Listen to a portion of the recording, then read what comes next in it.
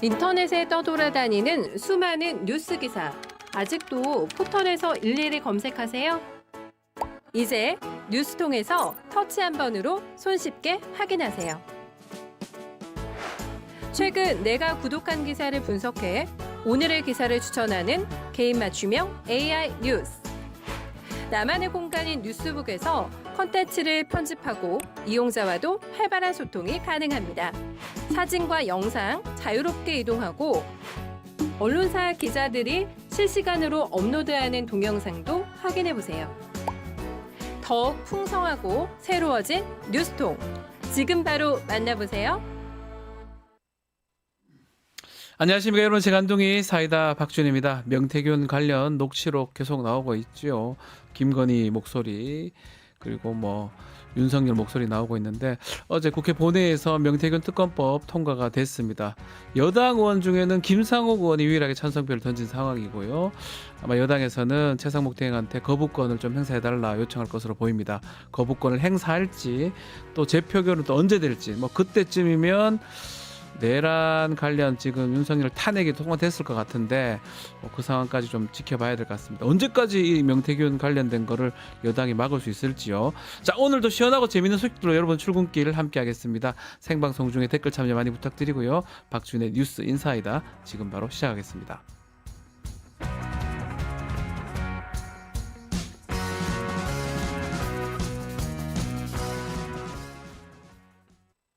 유튜브 구독하고 실시간 채팅과 댓글을 남기시면 매일매일 7,000TTCO를 드립니다. 참여 방법은 통통물 어플을 다운로드하고 회원가입과 로그인을 해주세요. 마이페이지에서 나의 회원 고유 번호를 복사해주세요. 유튜브 구독 후 실시간 채팅이나 댓글창에 고유 번호를 한 번만 입력하면 준비 끝!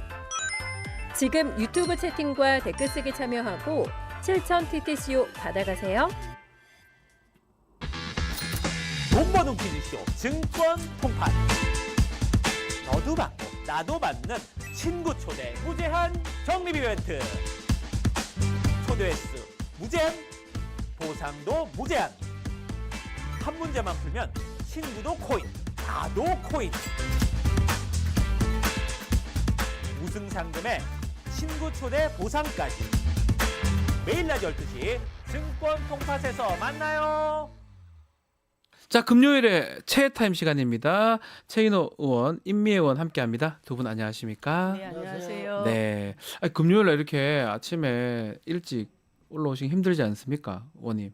저는 일찍 와 있었습니다. 통상 이 부산 왔다 갔다 많이 하시는 거죠? 예, 어제도 문산 갔다 왔습니다. 이번 주는 월요일부터 이제 서울에 있었는데 예. 갑자기 문산 갈 일이 생겼어요. 또 아침에 다시 또 올라오셨군요, 밤에.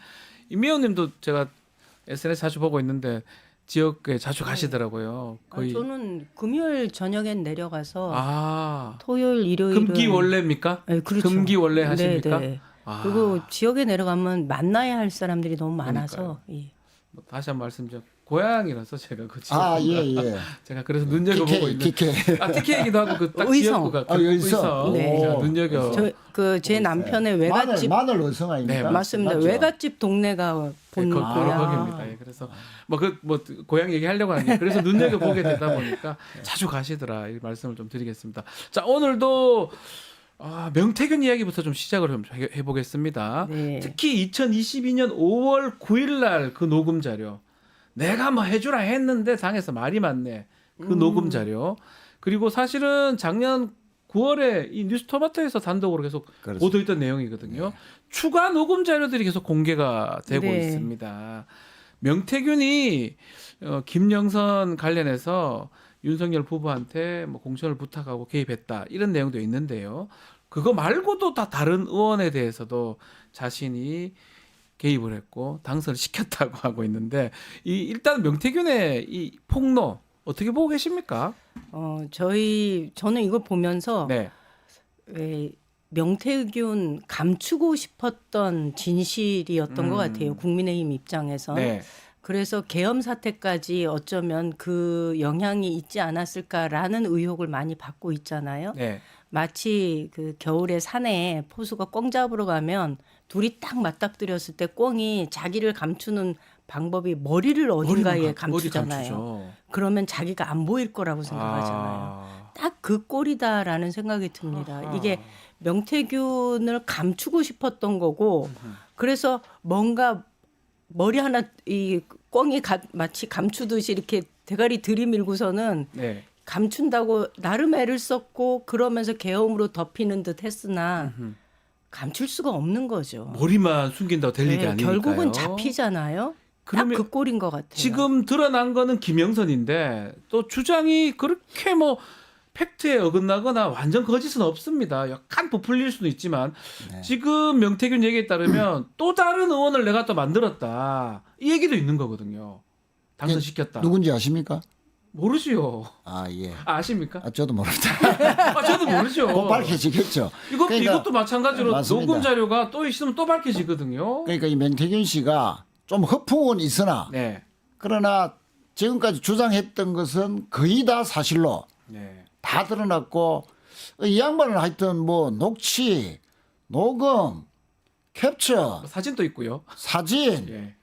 뭐 있는 거 없는 거 다 모아가지고 있기 때문에 뭐 거짓 해명하면 내놓고 맞습니다. 또 거짓하면 내놓고 그러니까 검찰은 이거 다 갖고 있는 거 아닙니까? 그렇죠. 예, 검찰은 다 갖고 있는데도 왜 수사를 빨리 안 하고 예, 중앙지검에서 이제 하여튼 특검 가기 전에 뭐 성과를 내야 되는데 창원지검에서는 수사를 거의 안 했다는 거 아닙니까? 탑 시킨 다음에 올린 것 같습니다. 그렇습니다. 그래서 하여튼 이 명태균 씨는 물건입니다. 물건.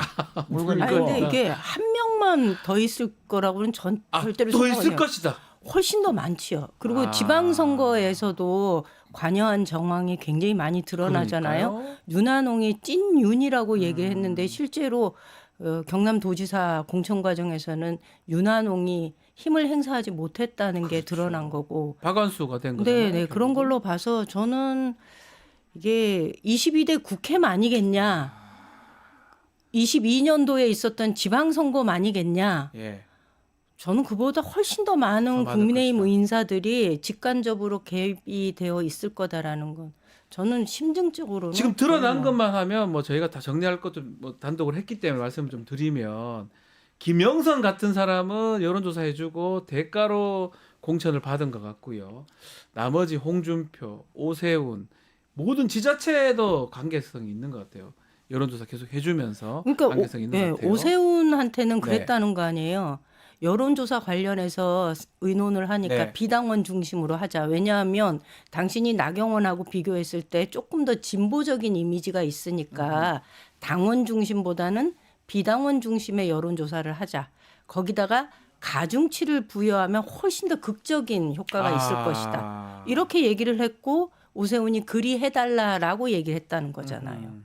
이런 것도 보면 대단하네요. 뭔가 개입도 돼 있고 뭔가 설계도 하죠. 설계도 하고 있는 모습인데 그렇기 때문에 지금 최 의원님 말씀하셨지만 특검이 필요해요. 이런 의혹 제기가 되고 있고 물증들이 드러나고 있는데 검찰이 제대로 안 하고 있잖아요. 그러니까 지금 그 작년 10월 달에 네.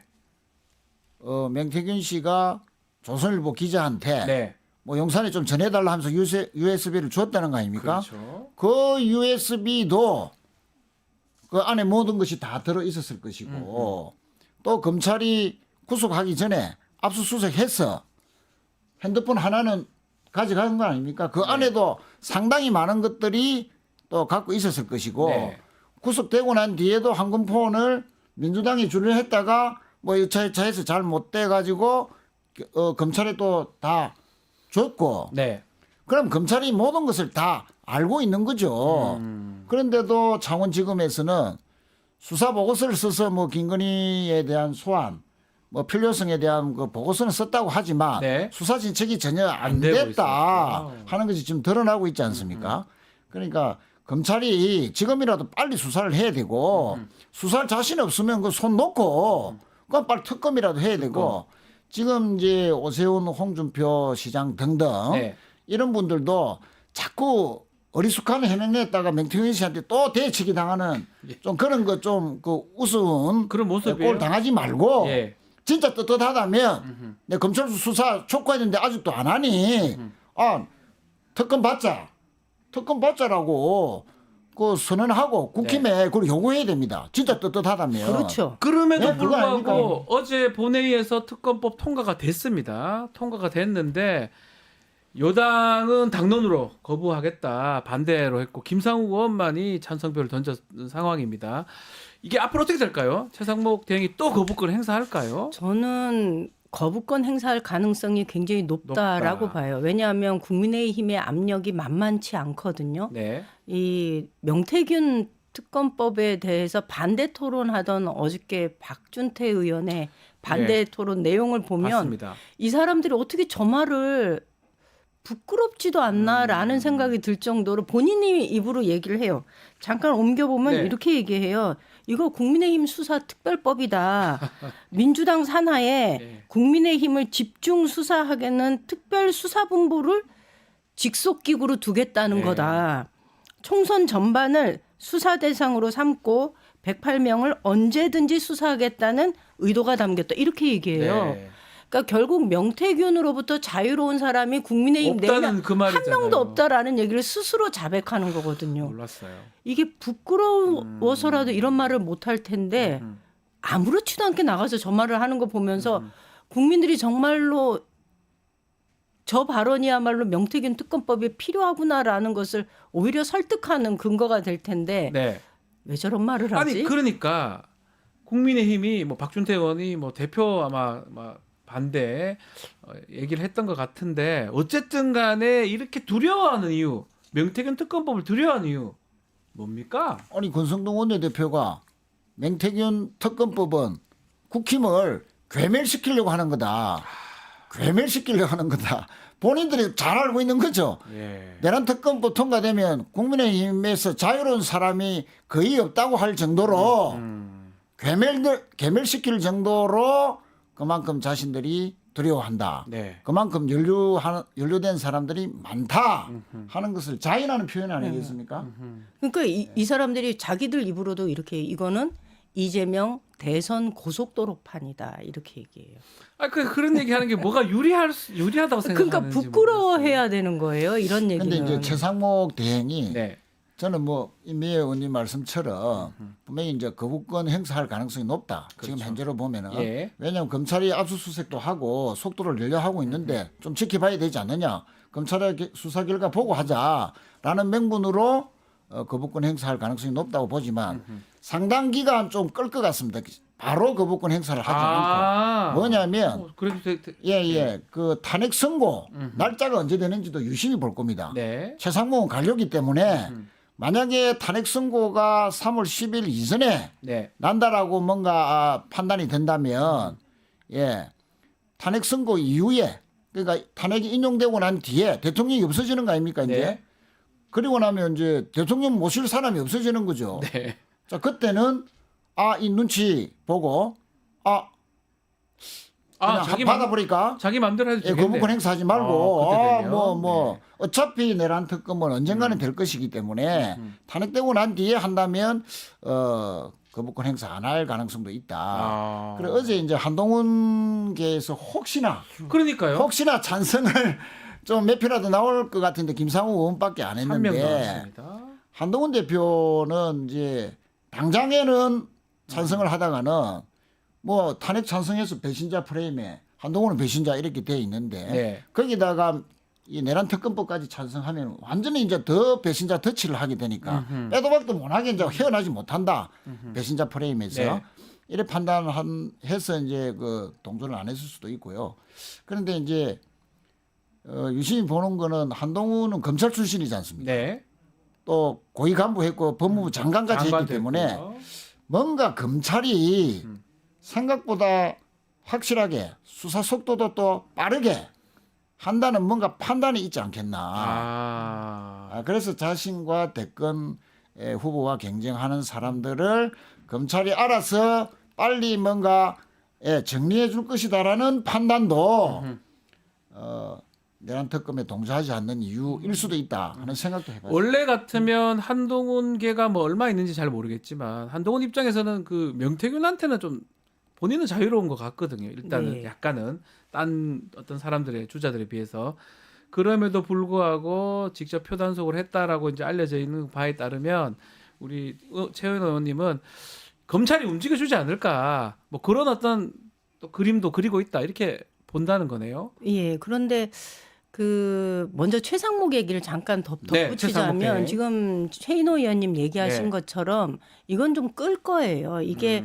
어제 통과가 됐기 때문에 이제 국무회의로 국무회의. 보내는데 그러면 한 적어도 3월 3일, 4일, 5일 요쯤 돼서 본회의에 도착하게 될 그렇죠. 텐데 받고 나서는 보름 정도의 시간이 있지 않습니까? 맞습니다. 그러면 저희가 예측하기에 윤석열의 탄핵 인용이 아마 그 전에 결정이 날 거예요. 그렇죠. 결정이 나고 나면 압력이 대단히 클 거고 이 국민의힘에서 압력이 되게 크겠죠. 우리도 물론 압력을 넣겠지만 그런데 이 와중에도 저는 최상목이 이것을 거부할 가능성이 굉장히 높다라고 보는 거예요. 저희가 이번에 계엄을 겪으면서 느꼈던 거는 예. 우리 사회의 소위 지도층이라고 하는 인사들의 민낯을 확인했거든요. 그들은 국가를 운영하는데 어떤 철학도 없고요. 소신도 없고요. 오로지 자신의 영달만이 이 관심이 있구나라는 것을 이번에 확인했어요. 그렇기 예, 예. 때문에 최상목이 그렇게 한 판 이렇게 딱 던질 만큼 승부를 걸 만큼 그 정도의 배포를 가졌거나 그러지도 않은 것 같습니다. 그래서 저는 거부할 가능성이 높고 그러면은 결국 재표결에 들어갈 거다.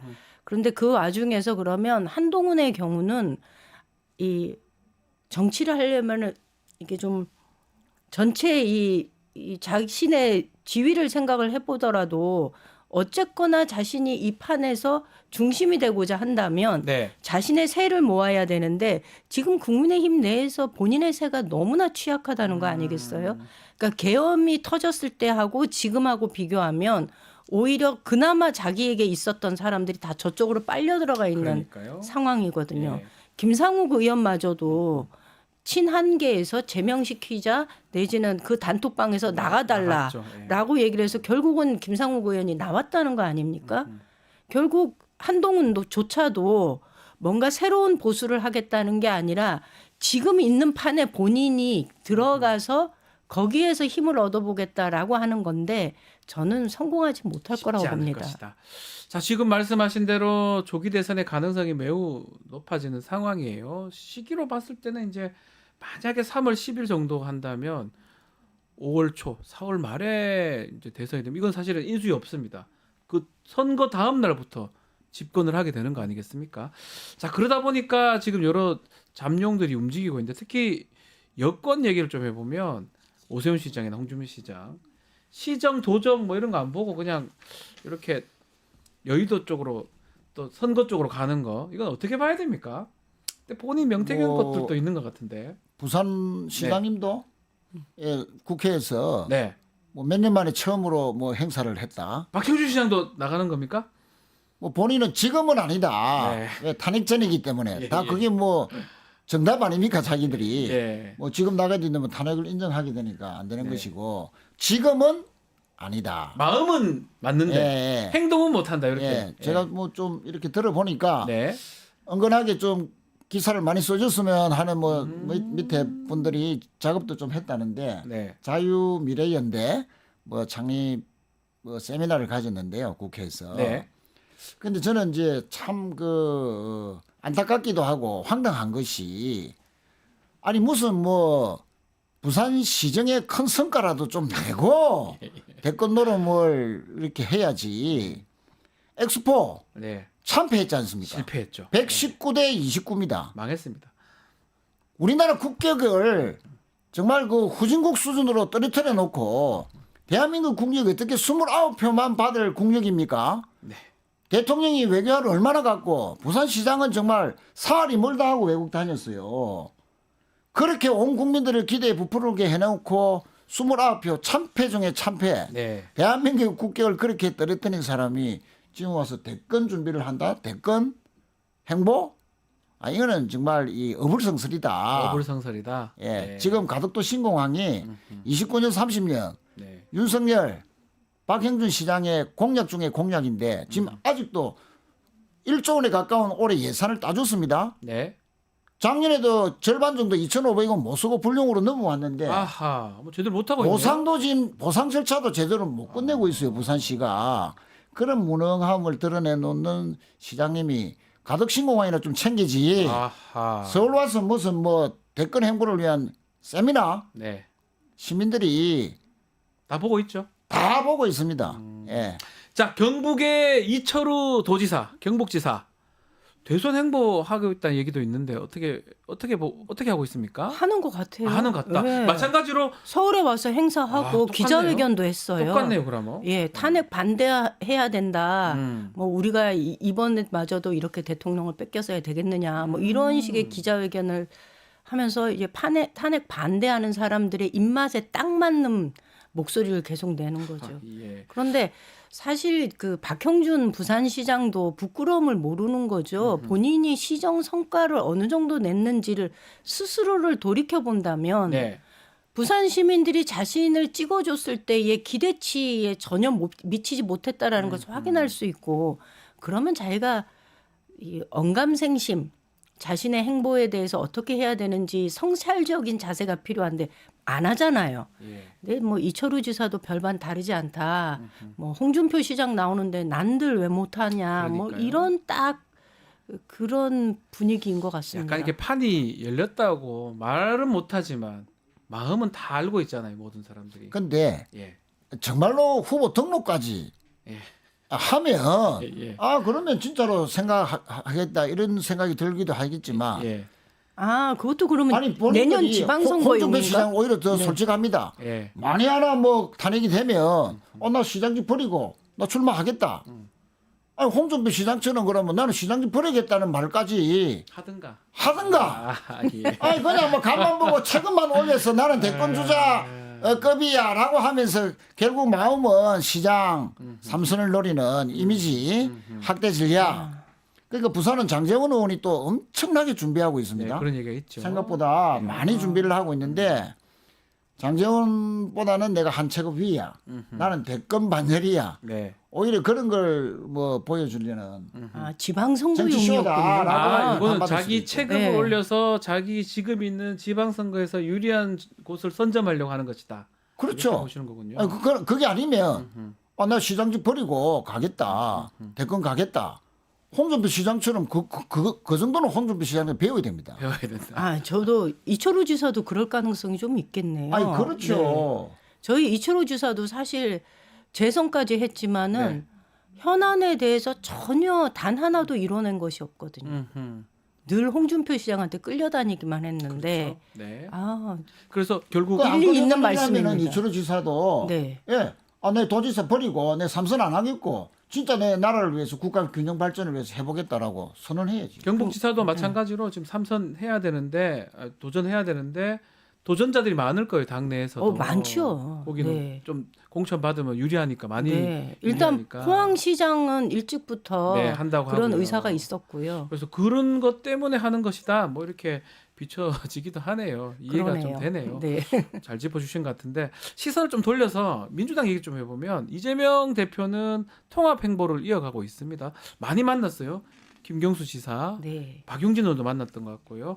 어제는 임종석 전 실장도 만났던 것 같은데 또 김동연, 김두관 전 의원까지 예정이 돼 있는데 어떻게 봐야 됩니까? 이렇게 통합 행보하는 거?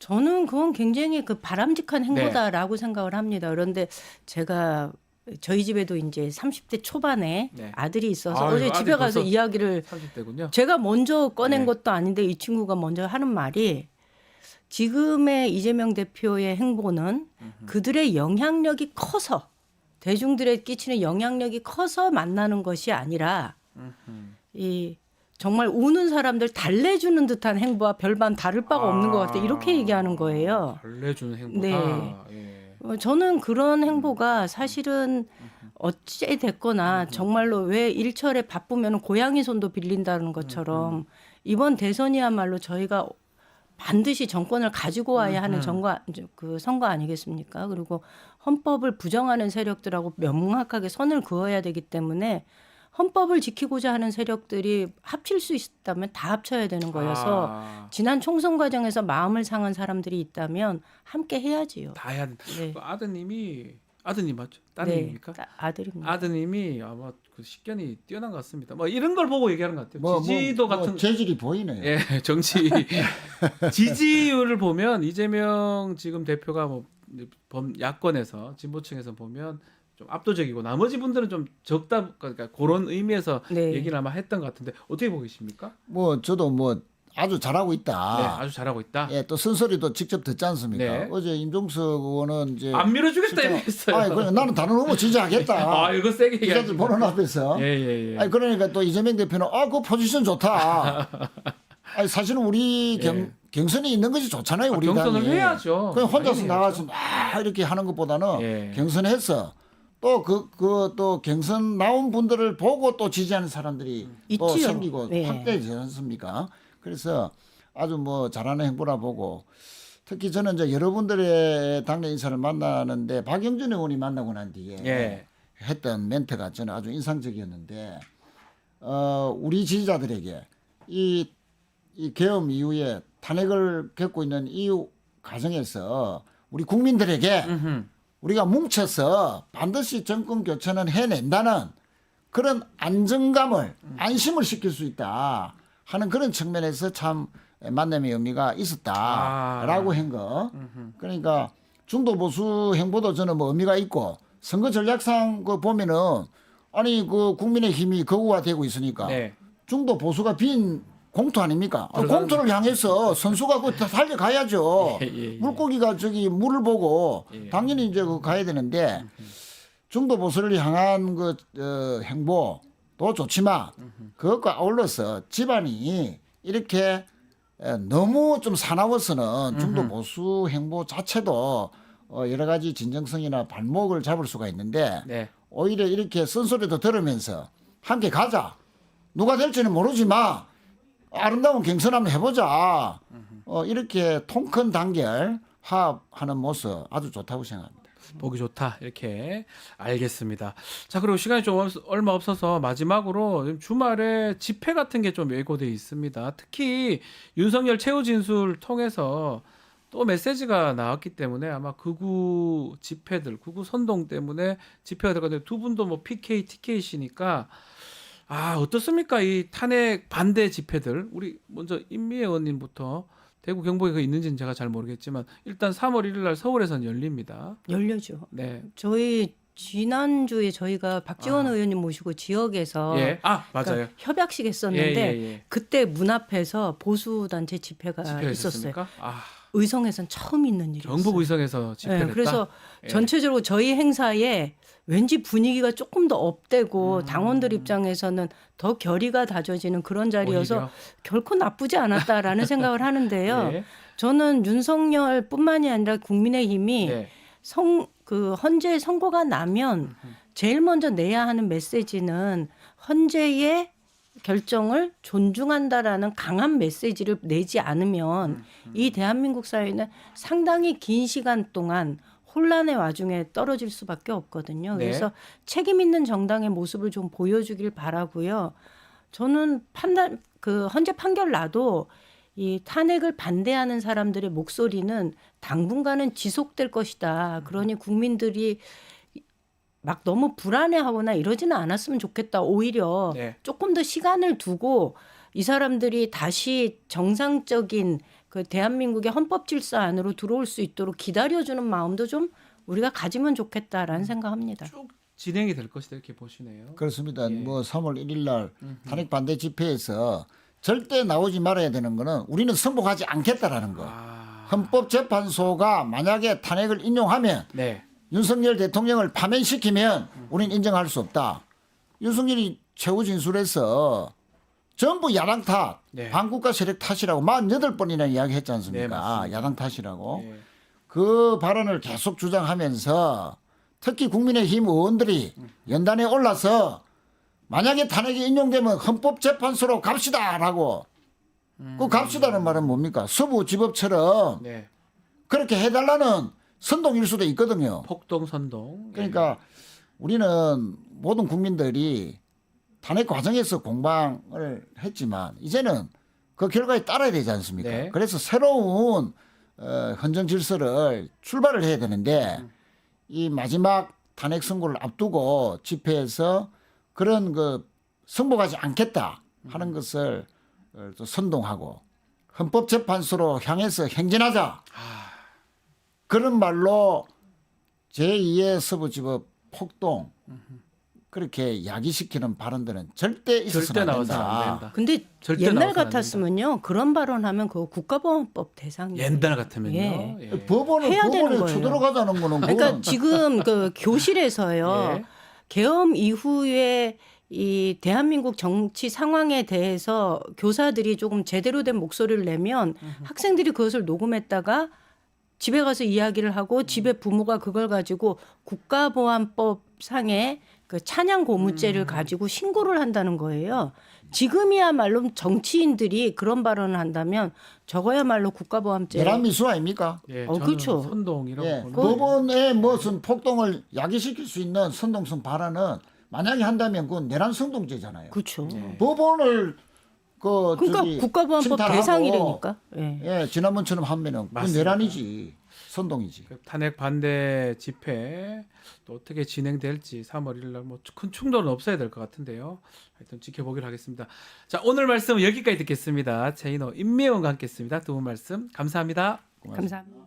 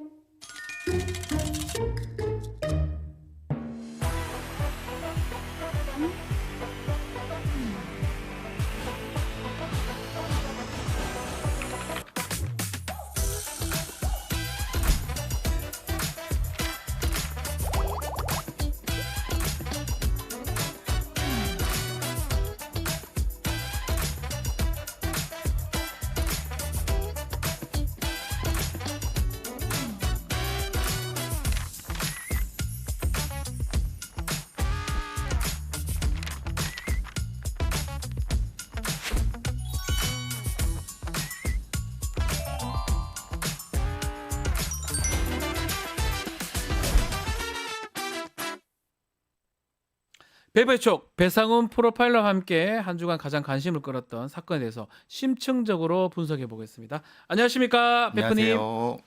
네. 자, 요즘 뭐 계속 우리 시국 상황에 대해서 조금 우리 배프님한테 분석을 좀 부탁을 드리고 있고요. 아마 조금 더 여쭤볼 게 또 우리 시청자분들이 관심을 많이 가지는 부분들이 많은 것 같아요. 특히 최후 진술하는 모습 윤석열 거짓말 많이 했다 이런 보도도 많이 있는 것 같습니다. 뭐 일단 보면 탄핵 심판 과정에서도 거짓말 논란이 계속되기도 했는데 개헌부터 지금까지 윤석열 이제 최후 진술까지 그 진술하는 모습을 봤을 때 배프님이 전문가인 배프님이 봤을 때는 그 진술 내용이라든 태도 종합적으로 어떻게 평가하고 계십니까? 뭐 내용에 대한 어떤 진부 여부는 많은 언론에서 네. 다뤄서 뭐 상당수 거짓이다. 네. 팩트 체크를 해보니까 좀 안 맞는 게 많다. 네. 이게 부적절하고 거짓이 많다. 저는 이제 미세행동 분석 차원에서 네. 사실 이 피청구인에 대한 어떤 분석은 뭐 제가 이전에도 말씀드린 교과서적이다. 그러니까 거짓말하는 게 눈에 띈다. 그게 눈에 띈다 이 부분. 확실히 눈에 띄죠. 눈에 띈다 이 부분. 어느 부분은 굉장히 저건 진짜 거짓말이고 저건 자기가 우기는 거구나 이런 느낌도 특히 제가 많이 보라고 했던 것이 이쪽이 올라가는 거, 입술이 올라가는 거 그리고 이쪽이 돌아가는 거. 왜냐하면 눈이 돌아가는 그렇죠. 거. 왜냐하면 네. 균형이 깨지는 거죠. 예. 그 이제 자기도 모르게 어떤 그 자기 속에 있는 것과 다른 걸 얘기할 때는 균형이 깨지는 겁니다. 사람에 따라서 그렇게 행동으로 표출되는 사람들이 많은가 봐요. 그러니까 거의 모든 사람이 표출이 되는데 아. 많은 사람들은 훈련을 통해서 그런 것을 감추죠. 근데 지금 피청구인님 같은 경우는 사실 그럴 일이 없지 않습니까? 검사생 오래 했기 그럴 때문에. 필요가 없죠. 예, 조사받을 그래서 일이 없으니까. 그런 면에서는 좀 아하. 조금 교과서적인 전형적인 부분이 있어 갖고 그런 부분을 조금 유심히 봤을 때는 아마 나중에 아마 저 장면은 아마 쓸 수 있으면은 그 거짓말 탐지기 훈련하는 사람들한테 쓸 수 있을 것 같습니다. 제가 저거 네. 아, 네, 확실히 예. 거짓말 탐지기 그걸로도 반응, 한번 사용할 수 예, 있다. 반응이 그 정도로? 레퍼런스로 그 정도로 예, 예. 눈에 띈다. 예, 예. 백부님 보시기에는 저거는 거짓말이었구나. 예. 그 표정이 딱 드러났다. 이 왜냐하면 말씀이네요. 실제로 이제 이게 거짓이라는 걸 옆에 네. 자막으로 띄워놓고 요 때는 요렇게 거짓말 이런 게 쓸 수 있잖아요. 그렇죠, 레퍼런스는. 그렇죠, 예, 그렇죠. 특히 가장 눈에 띄는 게 그거예요. 계엄을 하려면 이거는 뭐 사실은 뭐 법률가라면 당연히 아는 네, 내용인데 그렇죠. 전시, 사변, 기타 이에 준하는 국가 비상사태인데 그 부분 본인도 아마 아는 것 같아요. 뭐 이 야당이 탄핵시킨다고 돈 좀 안 준다고 이게 비상사태가 될 수 예. 없을 건데 계속 이런 주장을 반복해 오거든요. 계엄 직전부터 최후 진술 때까지 계속 이렇게 반복되는 주장 어떻게 봐야 됩니까? 스스로 자기를 합리화시키려고 끊임없이 그러니까 이제 이게 우리는 보통 이인화라고 하는 거죠. 네, 네, 네. 유체 이탈이라는 얘기를 예전에는 예전에는 그런 얘기 썼지만은 예. 그 정식 용어는 이제 디퍼스널리제이션이라고 이인화라는 개념 씁니다. 자기가 하는 것을 자기가 인지하고 있지만 그거를 억제하려고 하는 아하. 그런 방법을 하니까 근데 그게 계속하면은 그것도 익숙해집니다. 툭 나오는 거죠. 익숙해진 것이다. 그렇죠. 예, 이게 예, 이제 예. 그게 이제 보통 그것이 아주 익숙해진 사람을 우리가 리플리 증후군이라고 하는 거죠. 예. 아예 그걸 믿고 행동하는 그렇죠. 사람은 예, 리플리 증후군이라고 증후군이다. 하죠. 예, 예. 그런 느낌으로 지금 보시는 것 같은데 특히 그런 얘기를 해요. 계엄 자체가 대국민 호소였다. 그러면 사실은 호소는 본인 대국민 간담회라든지 담화 같은 거 많이 했잖아요. 그렇죠. 그렇게 하면 될 걸 갖고 계엄을 하는 걸 봤을 때는 아마 성격상 이렇게 차근차근 절차를 통해서 하기보다는 지르는 거죠. 한 번에 하는 한번 그런 모습 아닌가. 한번 펑 지르고 뒷수습을 사실 근데 아시다시피 그 제가 뭐 이 앞에서도 분석했던 것처럼 네. 이렇게 통제돼 있는 사람, 이렇게 제가 마리오네트 증후군이라는 말씀도 쓴 말씀하신 것처럼 저희 꼭두각시 그러니까 한번 저지른 다음에 뒤에서 많은 사람이 이걸 뭐라고 하나 정리를 해줬단 말이에요. 통제를 해주고 정리해 예, 주니까 반복했죠. 예. 그러니까 지금도 역시 똑같이 될 거라고 생각했지만 과거는 정리해줄 사람이 있었잖아요. 본인의 선친께서도 그죠? 그 다음에 또 부인께서도 또 많은 분이 정리했지만 지금 수습할 수 있는 방법이 없잖아요. 바로 본인이 최고 국정 책임자입니다. 네, 그러니까 이렇게 이게 이제 안 좋은 버릇이 아하. 여기까지 오는 것. 물론 그래서 보는 것처럼 변호사들이 조금 약간 좀 이상한 변론 전략, 사실 말도 안 되는 변론. 어떻게 보세요? 변론을 보면서 저도 같은 변호사지만 저게 맞나 이런 생각을 좀 그렇죠. 많이 갸우뚱했었거든요, 사실은. 그러니까 그 다음에 첫 번째와 두 번 다 개인 플레이로 자기 과시로 나가잖아요, 다들. 예, 예, 예. 그러니까 이제 수습은 하는 것처럼 하되 자기 이익 쪽으로 가니까 중구난방이 되고 서로 안 맞고. 네. 그러니까 어떤 여자 변호사는 대통령이 하지 말라 해도 계속 자기 얘기하고 예. 그게 이게 재판관들이 보기 어떻게 느끼겠어요? 뭐야, 쟤네들은 큰일 나는 거죠. 앞뒤도 안 맞나 막 그러잖아요. 재판이라는 거는 어쩌면 법관이나 재판관한테 얘기하는 거잖아요. 어필하는 거죠. 어필하는 거예요. 지금 국민들을 볼 필요가 없어요. 왜냐하면 그 판단은 지금 재판관이 합니다. 근데 보면 국민들이 딴 데를 쳐다보고 한다는 느낌이 글쎄 들었었거든요. 말이에요. 보는 앞에서도 막 안 맞고 막 감정적이 쏟아내고 막 그러면 저는 궁금한 게 재판관들이 무슨 생각을 할까? 근데 표정을 낼 수가 없잖아요, 재판관들은. 절대 못 내죠. 그런데 예. 속으로 막 어떻게 한심하다고 생각했을 수도 있을 것 같아요. 그럴 가능성이 높아 보이지 네. 않나 싶어요. 그리고 이제 군 투입 관련해서 질서 유지 목적이었다고 얘기를 하면서 불 꺼진 그 곳의 창문만 깨서 들어갔다 이런 주장을 했는데 사실은 이것도 TV 생중계를 봤던 사람이면 저는 우리 다 봤지 않습니까? 예. 불 환하게 켜진 불 켜졌는데 그 때려서 들어가는 모습 다 국민들이 이걸 다 봤는데 이거를 어떻게 거기서 거짓말을 저렇게 태연하게 하는 그러니까요. 건지 그래서 참 아니 국민들하고 같이 그 장면을 보고 있는데 여기 이 장면이죠. 네. 저 불 있죠. 저기 다 불 켜져 아니고 있는데. 저기 불 아니고 뭡니까? 저기 저기 불이 완전 켜 밑에 있네요. 있잖아요. 불이 너무 있잖아요. 근데도 그거를 그러니까 그러면 도대체 그렇게 얘기하라고 한 사람은 없을 거고 네. 자기가 이렇게 우기는 거죠. 본인이 우기는 것이다. 거죠. 예. 우기는데 예전엔 통했잖아요. 음흠. 예전엔 그 검사 시절에 피의자들 막 소위 말하는 조질 때는 우기잖아요. 그런데 예. 그때 통했죠. 예. 그래 통하면 안 되지만 예. 지금은 안 통하죠. 그러니까 그게 나쁜 버릇이라는 거예요. 그러니까 옛날에 이게 검사 버릇도 영향이 있다고 보시는 그렇죠. 거군요. 검사할 때는 좀 무리하더라도 내가 어찌 보면 결정하고 내가 처분권을 내릴 수 있기 때문에 그렇죠. 아니다 싶어도 쫙 우기면 그렇게 갔던 기억들이 있다 이 말이네요. 어떤 에피소드가 있는데 재판정에서 어떤 성범죄자가 막 뭐라 그러는 걸 가서 막 하고 그리고 그것도 깜짝 놀랐어요. 그렇죠. 저는. 그게 다 나왔잖아요. 그런데 판사님들의 반응이 좀 놀라웠어요. 네. 오히려 거꾸로 이 피청구인을 달랜 거예요.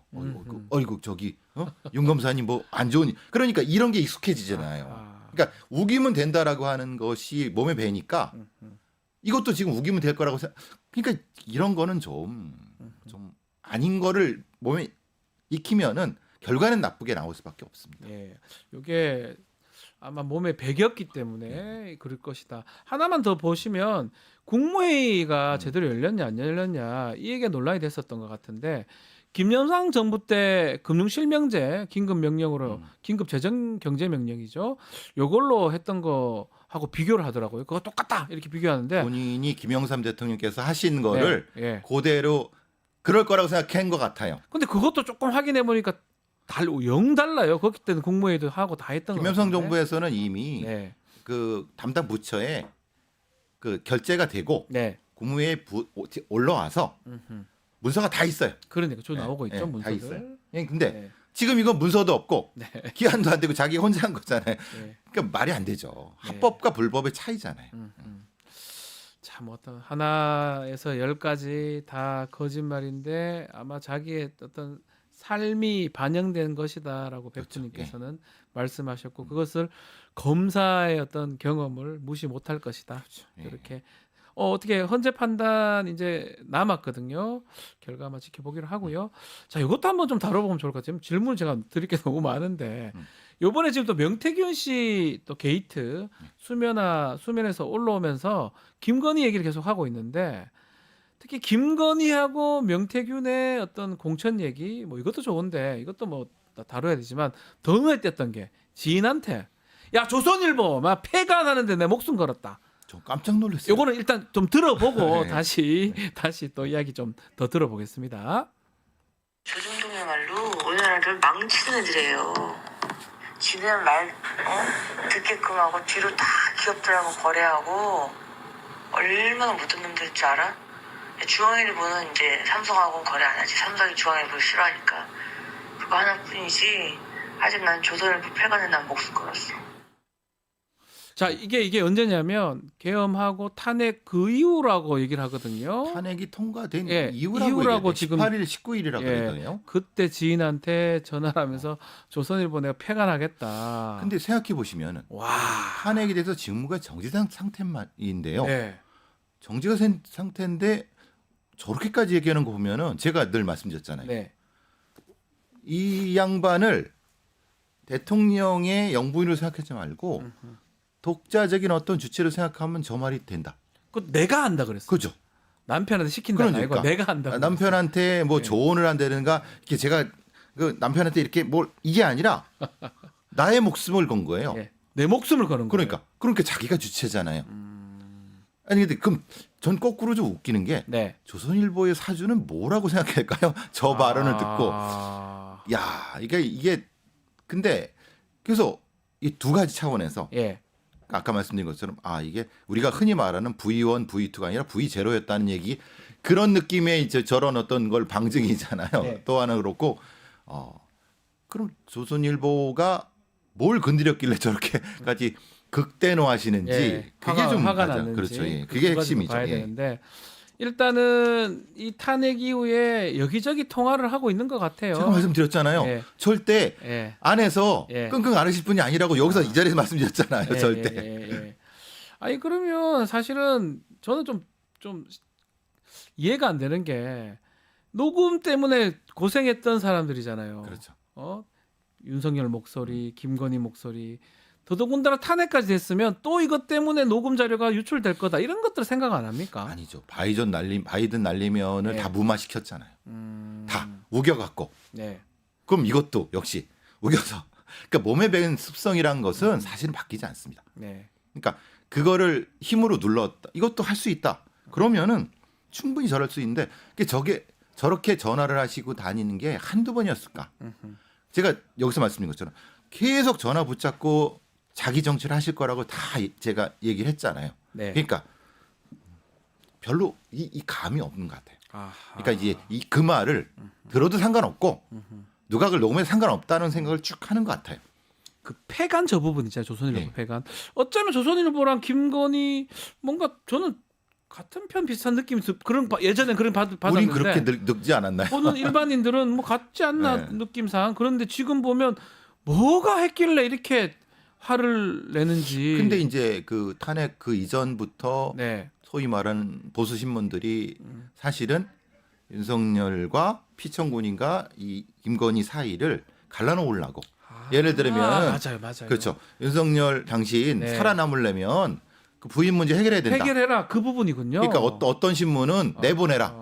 어떤 신문은 유폐시켜라. 이렇게까지도 얘기되니까 맞아요. 사실은 거기서 걸린 것 같아요. 저는 주목하는 게 윤석열 정권에 대한 공격보다는 아하. 자기 자신이잖아요. 아하. 그러니까 분리해라는 계속 하니까 예. 거기서 극대노했다는 생각이 들어요. 자기 자신을 공격하는 게 그렇죠. 조선일보다. 예. 그래서 이제는 안 되겠다. 폐간시켜 버리겠다. 내가 직접 그렇죠. 이렇게 얘기한 게 아닌가. 시점이 이 사람이라는 게 중요한 거예요. 그게 제가 그 사람 말씀드렸지 시각에서. 않습니까? 예. 이 정부 내에서 실제로는 상당수가 이거 여사를 따르는 사람들이 많다는 거. 네. 사실 그러면 탄핵이 인용되면은 다시 대선을 치러야 되지 않을까요? 그죠? 그렇죠.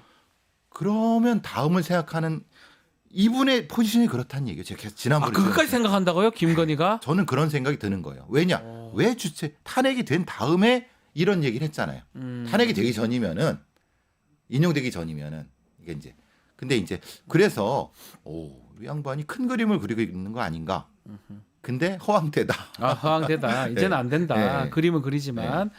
자, 우리 계엄 이후로부터 또 그 전도 그렇지만 우리 베프님께서 이 윤석열 후보에 대해서 여러 분석들을 많이 해주셨고 그것이 또 많은 분들이 공감도 하고 또 알게 됐는데요. 우리 프로파일러 입장에서 가장 좀 납득하기 어려운 부분 이번 상황에서 뭐 그런 게 있으면 또 제가 또 궁금하네요. 그러니까 이제 가장 우리가 좀 이게 비상계엄의 시점을 알았는가? 알았는 게 그러니까 말하자면 여기서 지금 계속 궁금한 게 네. 주도자냐 아니면 방조범이냐? 그 부분. 그 부분이 저는 사실은 저는 일정 정도 약간 독립적이다는 말씀을 드린 거고 뭐 박지원 의원이나 많은 분들은 오히려 주도자다라는 말씀을 하신 건데 맞습니다. 그래서 그 차이는 분명히 있는 것 같다. 아하. 그래서 요것은 어차피 이제 형사재판에서 갈비켜질 거지만은 이 국민적 비극이죠. 그 네. 부분을 명확히 그래서 그 부분을 명확히 해야 된다는 겁니다. 주도를 한 거냐 아니면 그냥 따라간 거냐 예, 예. 그 부분 때문에 좀 확인을 좀 네. 해야 돼. 저는 이게 뭐 맞는지는 몰라도 그 체포 직전에 개 들고 산책하는 모습 그러니까요. 본인이 맞는지는 아직 저는 정확하게 모르겠어요. 그 상태에서는 저는 네. 본인이 맞다고 보는 맞다고 게 맞죠. 보십니까? 왜냐하면 그러니까 생각을 정리해야 될 필요. 야 근데 그건 대단한 거 아닙니까? 배포가 있다고. 아니 근데 그 조선일보를 폐강시킬 그 기계라고 하면 좀 그렇지만 탄핵돼서 언제 끝날지도 모르는 상황인데 그거 난 하잖아요. 돌아갈 거고 폐가는 내가 시킬 거다 이런 거 그런 얘기할 정도라고 하면 계산책 안고 다니네요. 그렇죠. 와. 그러니까 그 시점이잖아요, 정확히. 그러면은 충분히 가능하죠. 야, 그리고 또 그러게 보니까 네. 배포가 뭐 하여튼 가능한 배포는 아니고 가능한 것이다. 예. 이렇게 해석을 해보겠습니다. 자, 오늘 배포의 촉은 여기까지 듣고 마무리하겠습니다. 배상훈 프로파일러님 감사합니다. 감사합니다.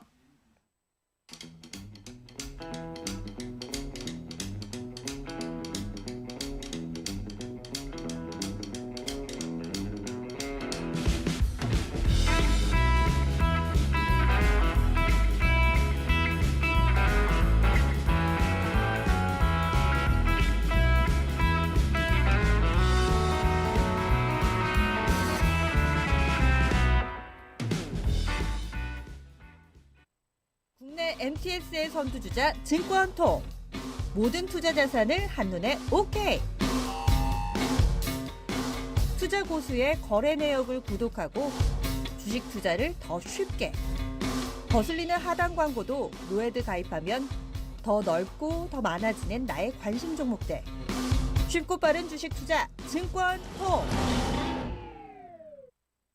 리서치 앱테크 아직 시작 안 하셨나요? 생각만 공유해도 리워드가 쌓이는 서치통. 지금 시작해보세요. 원아이디 로그인 후 패널 가입 시 약 3,000원 상당의 리워드 적립. 리서치에 참여하실 때마다 현금처럼 사용 가능한 PTR 적립. 내가 초대한 친구가 패널 가입을 할 때도 리워드 적립. 지금 바로 서치통에서 우리 지역, 우리나라의 사건, 사고들에 대한 리서치에 참여해주세요. 최강 디펜스 플러스 김종대 전 의원, 부승찬 민주당 의원 두 분 함께합니다. 안녕하십니까? 안녕하세요. 안녕하십니까. 두 분을 기다리는 분들이 많은 것 같습니다. 지난번에 조회수가 어마어마하게 나왔습니다. 예, 그렇더라고요. 클립이. 예. 그게 뭐냐면은 네. 이제 그때 부승찬 의원의 그 경로 컨셉이 먹혀들 때거든요. 예. 그래가지고 젊은 친구들이 특히 좋아했어요. 네. 오랜만에 이렇게 제대로 화내는 장면을 봤다. 음. 그러니까 본인은 자꾸 그런 쪽으로 이미지가 굳어지는 것 같아서 좀 힘들어하는 측면도 있지만 네. 정치인이란 여러 가지 방식으로 국민에게 서비스하는 겁니다. 맞습니다. 예, 왜 화낼 때 화를 내줄 줄 아는 것도 중요한 대변이고 하다못해 안경테 하나도 다 정치예요. 정치는. 맞습니다. 예. 그런 면에서 그게 적절한 분노가 있을 때 정치가 왠지 활력을 띠는 이러면서 유튜브 조회수도 올라가더라고. 그러니까 분노도 있지만 유머 감각도 있고 하여튼 그런 것들을 잘 끌어간다 이런 평들이 막 우리 부승찬 의원님. 아니 사실은 불편함이 좀 있죠. 아. 왜냐하면 그동안 이제 정치라는 게 계속 이제 주변에서 봤을 때 제3자적 관점에서 봤을 때 왜 저렇게 싸움만 하냐 이런 것들이 있었고 그다음에 이제 우리 김종대 의원님 같은 경우는 이 논리적으로 예. 상당히 설득력 있게 정치를 해왔잖아요. 그런 걸 봤을 때 이게 비춰지는 게 이게 고착화가 되는 게 아닌가. 이젠 정치인으로서 고착화가 되는 게 아닌가 하는 우려가 있는 거예요. 그러다 보니까 저희 방의 성과 이런 것들이 묻히는 것 같다라는 느낌도 들고요. 예를 들어서 뭐 한덕수 총리 같은 경우 이번에 국정조사 내란특위를 하면서 한덕수 총리의 이제 국무회의와 관련된 이제 이게 온당치 않다. 네. 절차적 정당성을 상실한 그런 국무회의였다. 뭐 이런 것들을 끌어낸 거라든지 이런 성과들이 그 싸가지 선을 넘는 이런 걸로 이게 묻히는 게 아닌가 하는 생각이 들어요. 어찌됐든 저희 의원실 보좌 직원들이 이제 밤새 가면서 만든 그런 자료들 이런 것들이 참 상당히 묻히는 것 같고 그런 것들이 좀 아쉬움으로 좀 남아요. 그래서 이게 어떻게 해야 되나. 근데 상대방이 저렇게까지 이제 거짓된 것을 마치 사실처럼 얘기하는데 가만히 있기도 그렇고 그러다 보니까 이제 조금 과하게 행동하는 것이 집중이 되고 예, 이런 것들이 아마 근데 많은 국민들이 하고 싶은 말을 대신 해주니까 공감을 많이 했을 그렇죠. 것 같아요. 지금은 그러니까 어떤 집단적인 네. 정설랄까 이 시대 흐름을 봐야 되는데 네. 지금 솔직히 말해서 야당 지지자들이 너무 지쳤습니다. 도대체 열심히 하는 건 알겠는데 언제 끝나냐. 네. 그다음에 우리 민주주의가 이렇게 문제 해결 능력이 없이 맞아요. 지리멸렬한가. 근데 이 민주주의의 효용성에 대해서 실망하기 시작하면 위태로워지거든요. 네. 이 규칙이 작동하는데 중대한 걸림돌이 생기는 거거든요. 그럼 어느 순간에 끊어지고 돌격대처럼 돌파해줘야 되는 이런 어떤 요구가 커지는 거거든요. 예. 지금은 그런 역할도 나름대로 있고 그 다음에 어느 정도 안정기에 접어들면 또 그의 상황에 맞는 정치라는 게 있는 거죠. 그렇죠. 근데 지금은 이런 면에서는 좀 이렇게 몸으로 보여주는 것도 나쁘지 않아요. 저는 또 몸 좋잖아. 정보를 캐치하는 것부터 풀어내는 것부터 약간 던지는 것까지 저는 저는 개인적으로 되게 팬이 돼 버렸어요. 원래도 좋아했지만, 그러니까 처음부터 끝까지, 그러니까 거기서 풀어내서 정보를 풀어내는데 또 안 던지면 또 아쉬운 또 그런 저 정치인들도 있거든요. 그럼. 아 저까지는 좋은데 조금 던져주지 왜 안 던질까 이런 분들도 있기 때문에 저는 뭐 팬이 됐습니다. 아이고, 아니 뭐 이번 국조 내란 특위를 하면서 저는 이제 김연태라는 인간에 네. 대한 실망감, 이게 군복을 입었었기 때문에 더 그런 것 같아요. 아 진짜 개인의 이익을 위해서 양심까지 저버리는 군이 과연 대한민국의 안보를 책임질 수 있을까? 그에 반해서 또 영웅들도 많이 나왔잖아요. 그렇죠. 뭐 장태환 사령관 같은 뭐 영웅은 아니지만 현장 지휘관으로서 그런 계엄의 이제 성공 가능성도 있잖아요. 계엄의 성공 가능성도 상당히 높게 김용윤은 봤던 거고, 그런 상황에서 저기서 명령을 거부하고 그러면 이제 항명이니까. 네. 그렇지. 예, 또 중형을 선고받을 수 있는 이게 거. 만일 계엄이 성공했으면 아마 다 잡혀갔을 다 거예요. 잡혀가요, 그 사람들. 현장의 지휘관들. 예, 그 명령 불복종한 거잖아요. 예, 그러니까 이제 김연태는 아주 이제 계엄이 성공했으면 가장 공적을 많이 따먹을 그런 인간이었던 거죠. 네. 그래서 이제 그런 것들이 참 이게 안타깝더라고요. 네. 예. 자, 탄핵 심판은 이제 최후 진술까지 변론 종결 끝났습니다. 특히 최후 진술, 그 보셨을 것 같은데 원고를 본인이 이제 67분인가요? 읽으면서 하던데 어떻게 보셨어요? 뭐 개헌 얘기도 하고 그러던데. 뭐 전형적인 이제 내전형 그 선동 진술입니다. 아, 내전. 예, 선동. 내전형 진술이다. 그런데 이제 한마디로 말하면은 대한민국의 간첩이 야당 노조에 다 깔렸습니다. 아. 이제 곧 망합니다. 이거거든요. 예. 그런데 이 논리로 이제 그 바뀌면서 어떤 그 본인과 또 극렬 지지자들한테 어떤 권한을 하나 준 게 있는 거예요. 네. 그게 이제 신문관이죠. 그러니까 누가 간첩인지 색출해야 될 거 아닙니까? 네. 불신검문과 저기 신문의 시대가 된 거죠. 그래가지고 항상 이 전체주의의 초창기에는 대신문관을 자처하는 인물들이 나타나거든요. 네. 그러면 정광훈 목사가 있다. 그러면은 자기는 너는 누구냐 하고 물어볼 권리가 있다고 스스로 믿어요. 네. 아군이야 적이야, 간첩이야 아니야, 이런 식으로. 그러니까 이렇게 신문하는 어떤 그걸 전략으로 쓰는 거고, 자기는 대통령이라기보다는 대신문관의 어떤 위치진하는 걸로 새롭게 이걸 구성해 나가는 것 같습니다. 아, 신문관. 그러니까 네. 시민이 시민을 감시하게 되는 사회가 출현하는 거죠. 국가 권력은 이제 탄핵으로 그 무용지물화되더라도 만인을 감시하고 이제 신문을 할 수 있는 이런 게 되는 겁니다. 그리고 끊임없이 희생양을 찾고 네. 간도 대지진이 일어나고 조선인들이 대량 학살되지 맞습니다. 않았습니까? 예. 또 유럽에서 패스트가 퍼지고 유대인이 대량 학살됐지 않습니까? 그러면서 희생양을 찾는 폭력으로 이어지는 건데 거기에 따르는 어떤 신문과 낙인 찍기, 네. 그다음에 차별과 배제, 나중엔 공격이 나오는데 공격도 나올 거고. 이게 내전의 10단계 중에서 지금 이제 4단계 내지 5단계를 향해 가고 있는 거예요. 그러니까 본인이 그러면 내전을 유도하기 위해서 저 최후 진술을 했는 것이다. 이렇게 보시는 거군요. 내전형 진술이다. 아. 그리고 한 3, 4단계 되던 거를 4, 5단계까지 높인 거거든요. 끌어올렸다. 지금 네. 미국이 7단계입니다. 미국은 더 높아요? 거기 민병대가 있잖아. 이 자경단. 실제 무장을 했는데 오바마 때 4개이던 민병대가 무장단체입니다. 지금 400개입니다. 네. 그런데 그게 이제 7단계로 갔는데 9단계가 절멸이에요.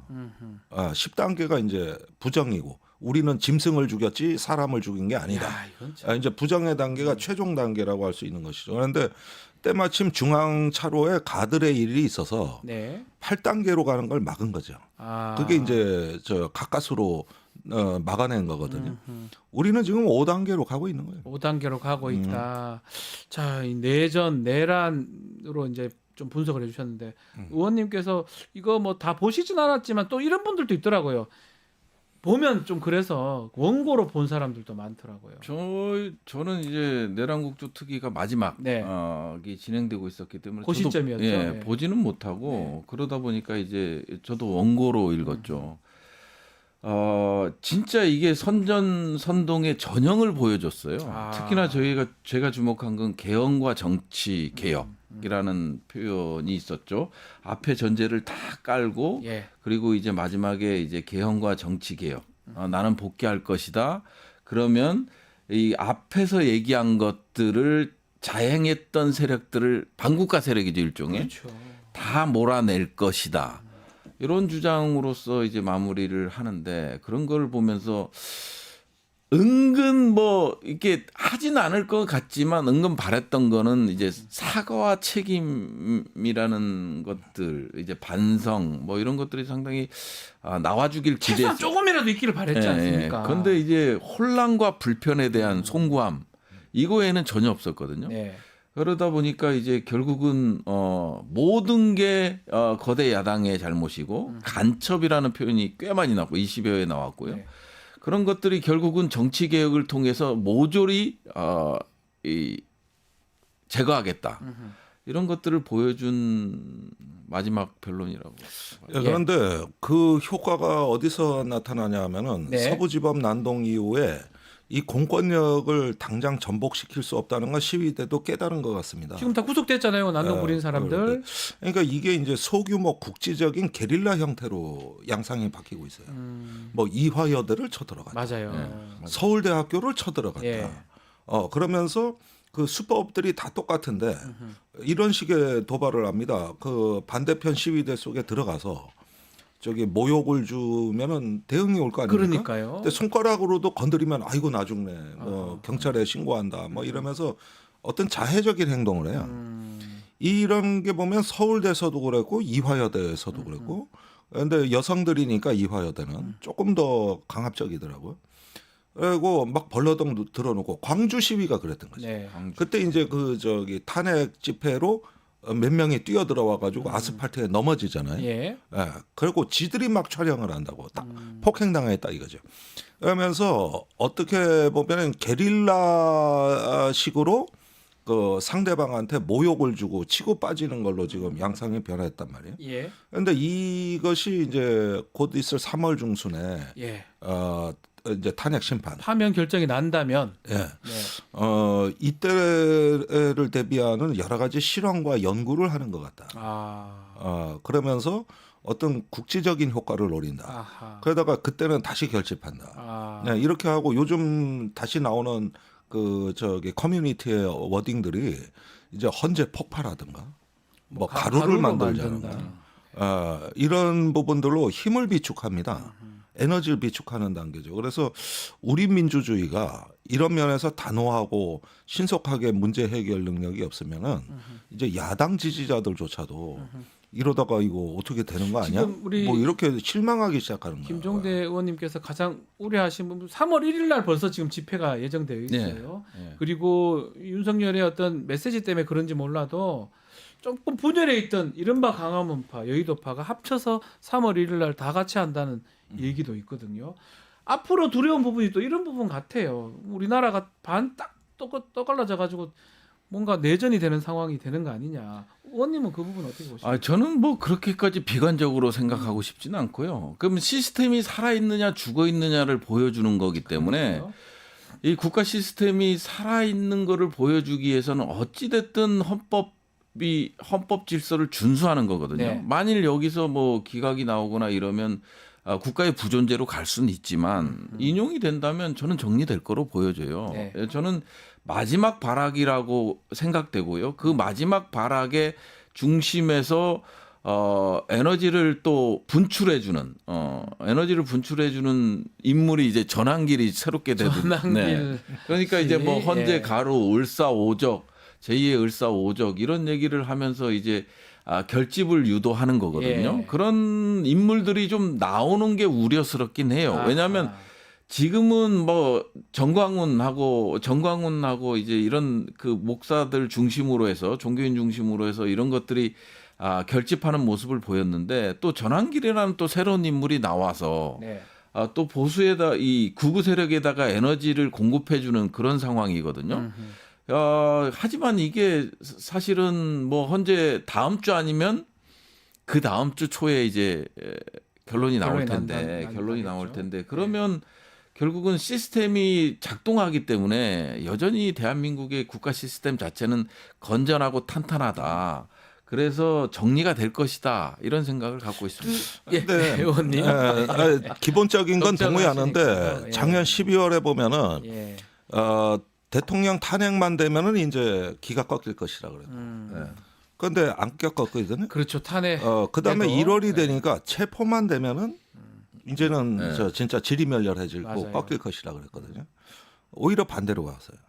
그런데 지금은 이제 탄핵 심판이 되면은 기가 꺾일 것이라고 보는데 사실은 그렇게 기대도 하고 대한민국 시스템이 살아있는 건 사실이지만 대선 때까지 계속 올라간다는 겁니다. 그러니까 지금은 민주주의의 힘을 보여준다는 게 이제는 어떤 그 국회나 어떤 그 법정에서 하는 민주주의의 힘이 아니라 저기 무언가 좀 저기 이런 문제도 집단지성으로 해결해 나가는 말하자면 이런 어떤 그 시민들 속에서 영향을 찾고 그런 걸 통해서 저기 하나씩 이겨나가는 모습을 보여주는 게 중요한 시점이 됐지.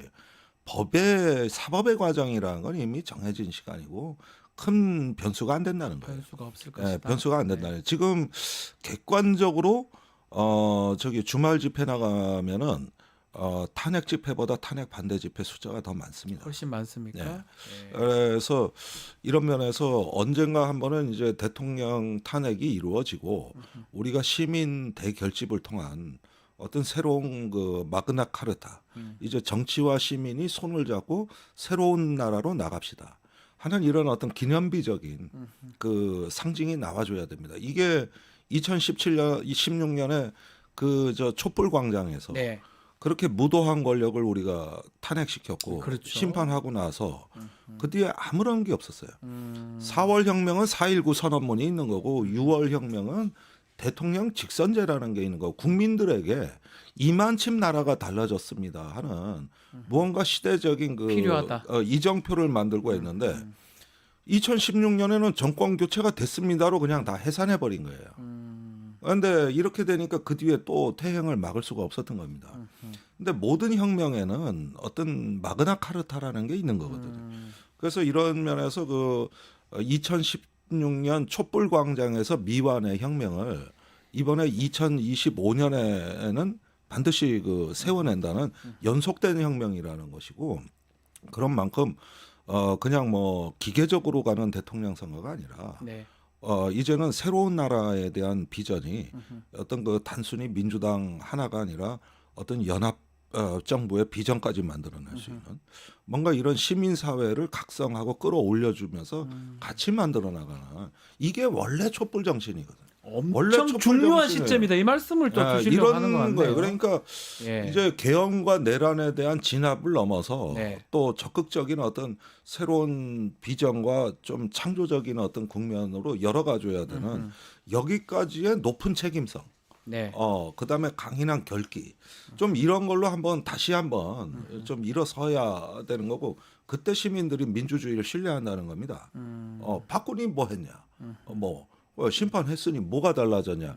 이런 말이 나오지 않도록 조금 더 노력해 주셔야 된다는 거예요. 말씀대로라면 뭐 파면은 3월 중순 아니면 10일 아니면 말씀대로 다음 주 네. 결론이 나더라도 이런 부분이 있기 때문에 신경을 좀 써달라고 정치권에 주문을 하시는 것 같아요. 제가 봤을 때. 예, 뭐 어찌 보면 이제 문재인 정부의 방명교사죠. 결국은 또 이제 문재인 정부의 이제 공과가 있겠지만 네. 결국은 통합을 이뤄내지 못한 건 있어요. 통합을 이뤄내지 못한 게 있고 그다음에 이제 촛불혁명의 열기를 이 모두 이게 포용하지 못하는 그런 것들이 있었거든요. 근데 이번에 같은 경우는 또 그러다 보니까 윤석열이라는 괴물이 등장했던 거고 네. 그러면 이 괴물을 그냥 단순히 사법적으로 재단하는 게로 끝나는 거냐? 그건 아니라고 보는 거죠. 그래서 민주 시민의 요구에 맞는 그런 정치 개혁 그리고 이런 것들이 이 기대 이런 것들을 수렴해서 뭔가를 만들어내야죠. 차기 정부에서는 그런 것들을 만들어내야 되는데 그 과제가 뭐 아까는 뭐 우리 김종대 전 의원께서 연합정부 뭐 이렇게 하셨는데 이게 뭐냐면 민주당에서 영입하더라도 안 오겠다는 거지. 야, 그럼 판을 깔아줘라. 나 예. 그럼 갈게. 예. 이렇게 해야 돼. 이 고차원적 해서가 아주 놀라워. 알겠습니다. 이건 거의 형이상학 수준인데. 근데 우리가 이런 걸 봐야 됩니다. 2016년에 실현을 못했던 거지만은 이 계엄에 반대하고 탄핵에 찬성했던 다수파 연합을 이제 만들어서 그거를 그 에너지로 동력으로 삼지 않으면은 또 반민주당 반명 프레임으로 또 끌려갈 수가 있습니다. 그걸 돌파할 수 있는 거는 다수파 연합이에요. 네네네. 그런데 시민 대다수가 민주주의 편에 서 있다면 그걸 힘으로 만들어야 되는 건데 최근에 민주당이 그 일을 하고 있어요.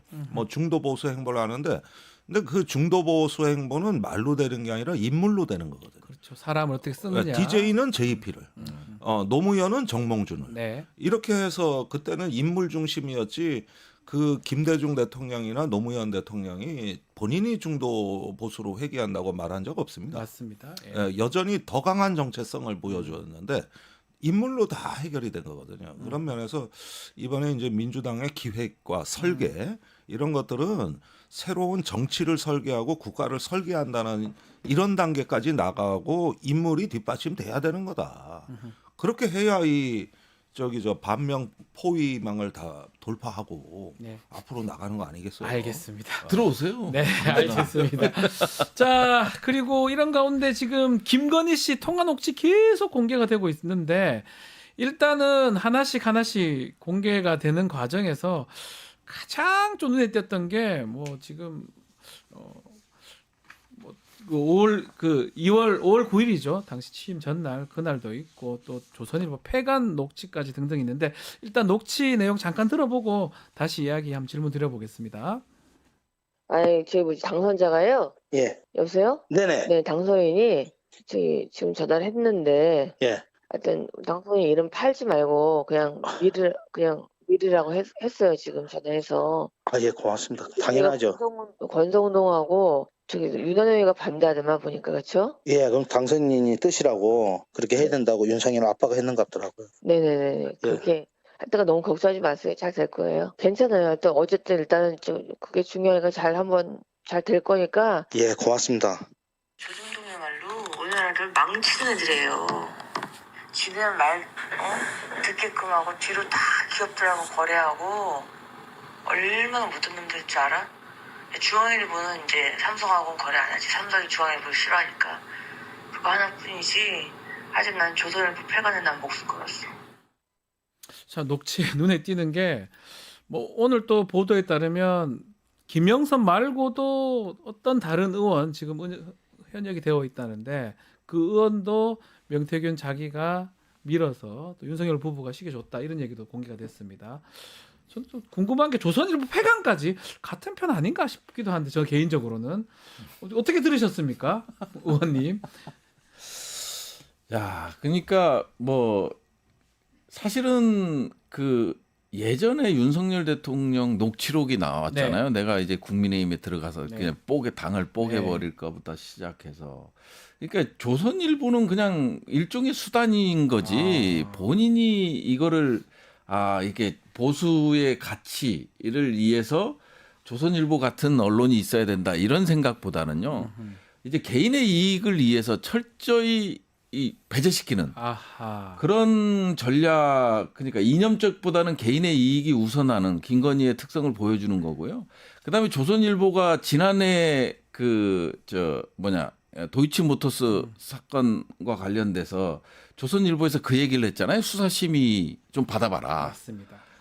이제 그런 것들이 자기를 자극하는 거, 이런 것들에 대해서 상당히 불만도가 높았기 때문에 결국은 조선일보도 나는 없애버릴 거야. 뭐 이런 거 아니겠어요? 사실은 뭐 그거에는 뭐 어떤 추론할 수 있는 게 전혀 없는 것 같아요. 근데 시점이 저게 언제냐면 탄핵 소추되고 나서 저런 통화를 하면서 내가 목숨을 걸고 없애버리게. 내가 탄핵 상황인데 우리 남편한테 캐서 이런 말도 아니고요.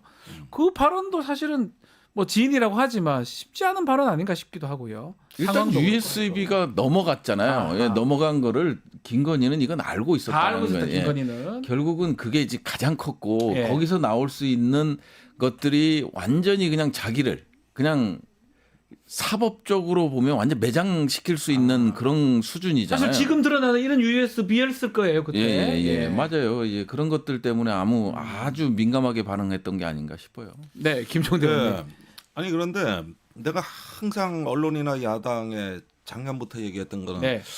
너무 김건희를 과소평가하면 안 된다. 그냥 뭐 좀 이상한 여자네 뭐 이런 수준으로 하면 안 되는데 굉장히 사법 카르텔을 동원하는 능력이 뛰어나고 행동이 빨라요. 예. 우리가 그게 이명수 기자 녹취록부터 꾸준히 느껴왔던 거거든요. 네. 곧 뭔 일을 저지르겠구나. 그런데 설마 하는데 그 이상 저질러요. 그 이상 한다. 지금 계엄 사태도 예. 저 정도면은 김건희를 떼놓고 이제는 도저히 생각할 수가 없어. 그렇게 되니까 이게 지금 어떻게 보면은 설령 윤석열이 완전히 파멸하더라도 또 다르게 자기가 살아나는 길은 찾아낼 거예요. 김건희가 살 것이다. 그렇죠. 예. 그래서 뭐 조선일보 폐간 얘기도 가만히 보면은 이게 내가 지금 가만히 죽는 거 아니라는 사인으로 비춰지는 거고 예. 뭔가 하고 있다는 느낌으로 저게 들립니다. 예. 그런데 그것이 너무 도끼가 강하고 이게 독선이 강하다 보니까 주변에 자꾸 이런 거 흘린다고. 발자국을 남긴단 말이야. 발자국. 그러니까 녹음들이 남아 있잖아요. 다 까져요 또. 그게 또 신기해요. 그것도. 그러면은 또 더 광분하고 이 악순환이 계속되는 거죠 이게. 그러네요. 거기에다가 이런 자료가 차곡차곡 쌓이잖아요. 결국은 대선 한복판으로 들어가는 겁니다. 김건희도 들어간다고요 그 자리까지. 그렇죠. 그것이 이제 검찰이 누구를 소환하느냐가 대선 한복판에서 벌어질 일인데 그러면은 이제 검찰이 모든 판을 어떻게 보면은 꽃놀이패를 갖고 있다는 얘기가 돼버려요. 네. 그러면 민주당은 두 개를 상대해야 돼. 국민의힘 후보를 상대하고 또 하나는 검찰과 김건희를 상대해야 되는 두 개의 적을 상대해야 되는 상황이 되는 거죠. 대선 때. 예. 그렇습니다. 그러니까 이렇게 판이 짜여질 수도 있겠구나. 그런 면에서 지금 창원지검에서 하다만 수사가 중앙지검에 와서 아무 흐름이 없거든요. 단지 오세훈 후원회장 압수수색한 것밖에 없는데 네. 이거는 검찰의 신호탄입니다. 여차하면 우리가 일 벌릴 수도 있다. 갖고 있다.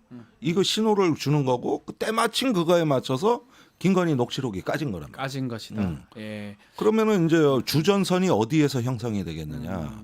민주당이 상대해야 될 상대가 또 있다는 거죠. 전체적으로는 동의하는데요. 네. 부분적으로 이제 동의 못하는 부분이 어떤 뭐냐면 부분입니까? 예. 검찰이 꽃놀이패를 쥐고 있다. 저는 김건희와 검찰의 커넥션 속에 김건희가 활용할 수도 있다. 그러다 보니까 이제 검찰의 적극적인 수사가 안 이루어지는 게 아닌가. 네. 그런 징후들이 보면요. 지금 검찰도 김건희한테 약점이 잡힌 게 있기 때문에 더 못 나갈 수도 있다라는 생각을 하거든요. 네. 권력의 정점에 있었고 검찰을 이용했고 온갖 증거들과 정황이 나와도 김건희에 대한 김건희를 향해 칼날을 겨누지 못했고 조사도 못했죠 제대로. 네, 그리고 일단은 이게 보면요. 심우정이가 국방부 계엄 끝나고 나서 심우정 검찰총장이 김선호 국방차관한테 네. 전화를 해서 그치. 김용현의 전화번호를 물어본단 말이에요. 그러면 심우정이가 그냥 자체적으로 검찰총장이 곧 체포될 인간과 통화하기 위해서 전화번호를 물어봤을까요? 내가 자발적으로. 그러니까. 그러면 윗선에서 뭔가 지시가 있었겠지. 김용현하고 통화해서 이거를 적당한 선에서 덮어라.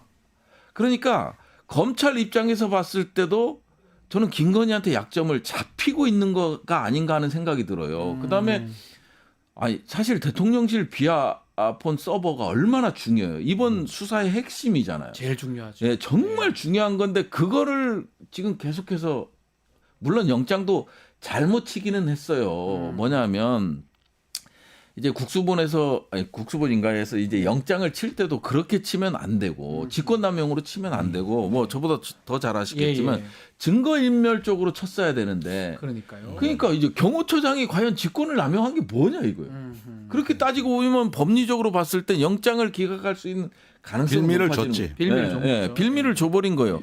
그러다 보니까 이거 완전히 혐의 자체를 바꿔서 영장을 청구해야 되는데 그걸 못한 것도 있지만 어찌됐든 검찰이 막고 있잖아요. 딱 중간 단계에서 다 알아. 온 국민이 알아. 국민의힘도 알고 민주당도 알고 다 아는데 비아폰 서버가 중요하다는 걸 알아. 그럼에도 불구하고 검찰이 이렇게 움직인 적이 있었을까요? 그러면 여기서 뭐가 나올 것인가? 그러면 불출대장의 심우정이나 누구의 비아폰이 나올 것인가부터 시작해서 통화 기록이 나올 것인가? 저는 검찰이 이 정도까지 됐는데 움직이지 못하는 건 결국은 뭐가 잡혀 있다. 뭔가 잡혀 있지 않나? 어쨌든, 그 부분에 대해서는 꽃놀이패에 대해서는 동의 못하겠다는 거지. 같은 거의 비슷한 맥락이긴 하네요. 두 분 말씀은. 그런데 검사위에 여사 있는 공화국입니다. 아직은. 네. 아니, 그러니까 그거죠. 맞아요. 그래 보입니다. 뭐그 직권처부터 썼던 표현인데 육사 위에 검사 있고 검사 위에 검사 여사 위에 있고 여사 위에 법사 있다. 아, 법사는 있죠. 있죠. 그렇죠. 그런데 이거는 죽은 권력이 아닙니다. 네. 거듭 말씀드리지만은 윤석열이 지금 비극적인 파국을 앞두고 있다 그러지만은 네. 이 카르텔은 살아 있어요. 움직입니다. 아직 끝나지 않은 게임이에요. 말씀대로라면 지금 뭐 아주 무서운 얘기긴 하지만 김건희가 이 계엄, 이 내란에 깊숙이 관여가 돼 있는데 어쩌면 지금 조사 한 번 안 받고 구속 뭐 아무 일도 안 일어나고 있고 더더군다나 김건희 바로 옆에 있는 김성훈 차장은 납득할 수 없는 이유로 3번이나 구속영장이 기각되는 모습이 반려되는 모습이거든요. 결국은 김건희가 어떻게 보면 거의 우두머리 수괴에 해당하는데 아직까지 조사 못 하고 있는 건 절반 정도 탁 막혀 있다 이렇게 볼 수도 있는 건가요? 그럼요. 아유, 그래요. 오히려 윤석열을 감옥으로 보내고 네. 자기가 이제 혼자 다른 어떤 그 기획을 하고 있는 상황이니까. 그리고 그 잔당들이 이게 그 비화폰 기록을 보면 그 전체적인 그 네트워크 구조는 떠오르거든요. 근데 이게 접근이 안 되는 상태에서는 아마도 우리가 모르는 상당수의 그 어떤 그 네트워크나 인물들이 분명히 있어 보이는 거거든요. 그런데 여기에 대한 여사의 영향력은 여전하다. 뚫고 뚫어야 되는 거 아닙니까? 그러니까 이제 뚫어야 되는데 그게 이제 딱 막혀 있으니까 저희 국조특위에서도 그 부분에 대해서 이진동 차장검사한테 줄기차게 요구를 질문하는 걸 봤습니다. 근데 이제 수사 원칙, 논리로 안 된다는 거예요. 아주 강하게 부인을 해요. 아니 이 정도 여론이나 국민적 생각이나 아니 그러면 법원에 넣어보고 법원에 기각하면 할 말이 없는 거잖아요. 제가 니네도 부담되니 법원에 넘겨서 법원에서 기각하면 되는 거잖아요. 그 판단을 받아라는데 그러다 보니까 자꾸 합리적 의심을 가는 게 우리는 그동안 윤석열이 내란의 수괴였잖아요. 그리고 김용현이 행동대장이었고 이게 바뀐 거예요. 뭐냐면 김건희가 내란의 수괴고 윤석열이 행동대장이었을 가능성이 있다. 잠깐만요. 아니 뭐 그렇게 가능성 추론해 볼 수 있다라는 거예요. 지금까지 보면 김건희 섭정 체제였어. 그 정도까지 보십니까? 섭정이요. 이거. 이 정도인데 이 중요한 내란 계엄하는데 김건희가 몰랐을 리는 없다 이 말씀이네요. 섭정이라면. 아니 그 계엄까지 이렇게 오는 배경은 명태균 황금폰하고 국회에 김건희 특검법 상정이라는 두 가지가 내관으로 작용했으니까 이건 김건희 계엄입니다. 아니 그걸 빼놓고 계엄을 얘기한다? 그리고 그때 계엄의 시계가 11월 말부터 갑자기 빨라지기 시작했거든요. 맞아요. 그 전에는 모의 단계에서 실행 단계로 바뀝니다. 그러면 그 경계선은 뭐냐 하면은 전부 다 이거예요. 황금폰이 이제 창원지검에서 압수수색됐다. 다음 주에 김건희 특검법이 다시 표결에 붙이는데 친한계가 돌아서고 있다. 뭐 이래가지고 그 11월 30일 토요일인데 그때 주말이 얼마나 긴박했다고. 그리고 2일 날은 김용현이 급히 들어가서 포고문 담화문을 보고합니다. 이 짧은 시간에 이어지다 보면 이렇게 계엄이 이번에 실패한 원인도 그거지만 각종 협조 회의도 해야 되고 임무 점검도 해야 되고 또 확인도 해야 되고 굉장히 할 일이 많은데 다 생략됐어요. 그때 시계가 무섭게 가속화되고 빨라지는 거야 이게. 그러다 보니까 이제 졸속 계엄이 되긴 했지만. 졸속 계엄 된 것이다. 근데 아니기를 바라면서 또 우리 댓글에도 그렇습니다. 아닐 거를 바라면서 너무 맞는 것 같다라고 불안하고 소름 끼치는 거잖아요. 어쩌면 이 지금 내란 사건 정리는 되고 있는데 탄핵 국면으로 절반 이상의 아주 중요한 부분을 해결하지 못하고 간다고 이렇게 느껴지지. 그 지금은 보이는 거, 그다음에 이제 군이 네. 진술한 거, 그러니까요. 그다음에 카메라에 찍힌 거. 군인들만 잡혀갔어요. 예, 예. 그래서 이제 그거 외에는 아무것도 안 나왔잖아요. 봐요. 이 가령 예를 들어서 뭐 한덕수 총리가 뭐 얘기하는 뭐 나중에 보니까 뭐 이 선포문 계엄령 선포문 자체가 주머니에 있더라. 제가 예. 질의했을 때 말이 언제 좀 봤냐. 그렇게. 그다음에 이상민 같은 경우는 이렇게 원탁 테이블에 이렇게 보니까 천리안이라고 단전단수 그럽니다. 예. 이게 지시문이 보이더라. 뭐 이런 것들부터 시작을 해서 그다음에 삼청동 안가에서 이제 버꾸라지들이 모였던 거. 왜 계엄 당일날 그 시간에 또 안가에서 모이냐고요. 이런 부분들, 이런 것들이 하나도 안 밝혀졌거든요. 네. 그다음에 이제 김태호가 제가 질의했습니다마는 계엄 전후에 비아폰을 사용해서 누군가랑 통화를 했죠. 그랬더니 조금 뜸들이다가 통화했습니다. 이런 것들. 그러니까 이런 부분들이 전혀 안 됐어요. 그러니까 기획과 관련된 거, 그다음에 김건희와 관련된 것들은 일체 수사가 안 되고 있는 상황이거든요. 그러다 보니까 계속 애꿎은 군인들만 네. 예, 눈에 보였던 예. 사령관, 단장, 예, 보였던 경찰들 눈에. 뭐 이런들만. 예, 실질적으로 음지에서 일어났던 것들, 이런 것들 다급하게 계엄을 결정할 수밖에 없었던 이유, 이런 것들이 전혀 안 나오고 있잖아요. 네. 예, 그게 뭐 윤석열 대통령이 말 한마디, 거대 야당의 그 야당 독재 때문에 나는 이 국가가 무너지고 있었고, 그러면 당연히 이 국가가 대한민국이 망국적 위기에 치달고 있는데 그러면 대통령으로서 뭘 내야 되냐? 이 계엄밖에 없다. 이런 거 아니에요? 이런 주장 아니에요. 예, 근데 실질적으로는 국가 안보보다는 정권 안보를 생각했고 정권 안보보다는 김건희 안보를 생각해서 계엄이 이루어진 게 아닌가 그렇게 보여지는 거죠. 뭐. 예, 그게 아니기를 바라지만 그런 것 같다는 생각이 들어서 좀 더 밝혀야 될 부분은 있는 것 같습니다. 현실을 인정하시죠? 예, 알겠습니다.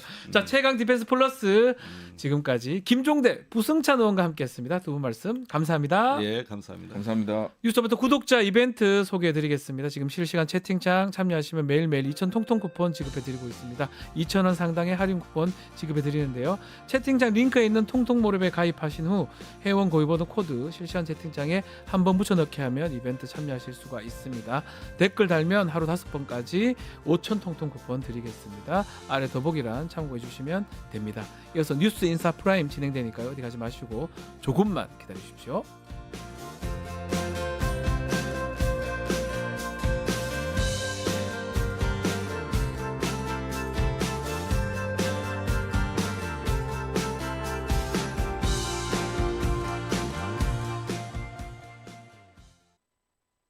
믿을 수 있다. 더 착한 보험.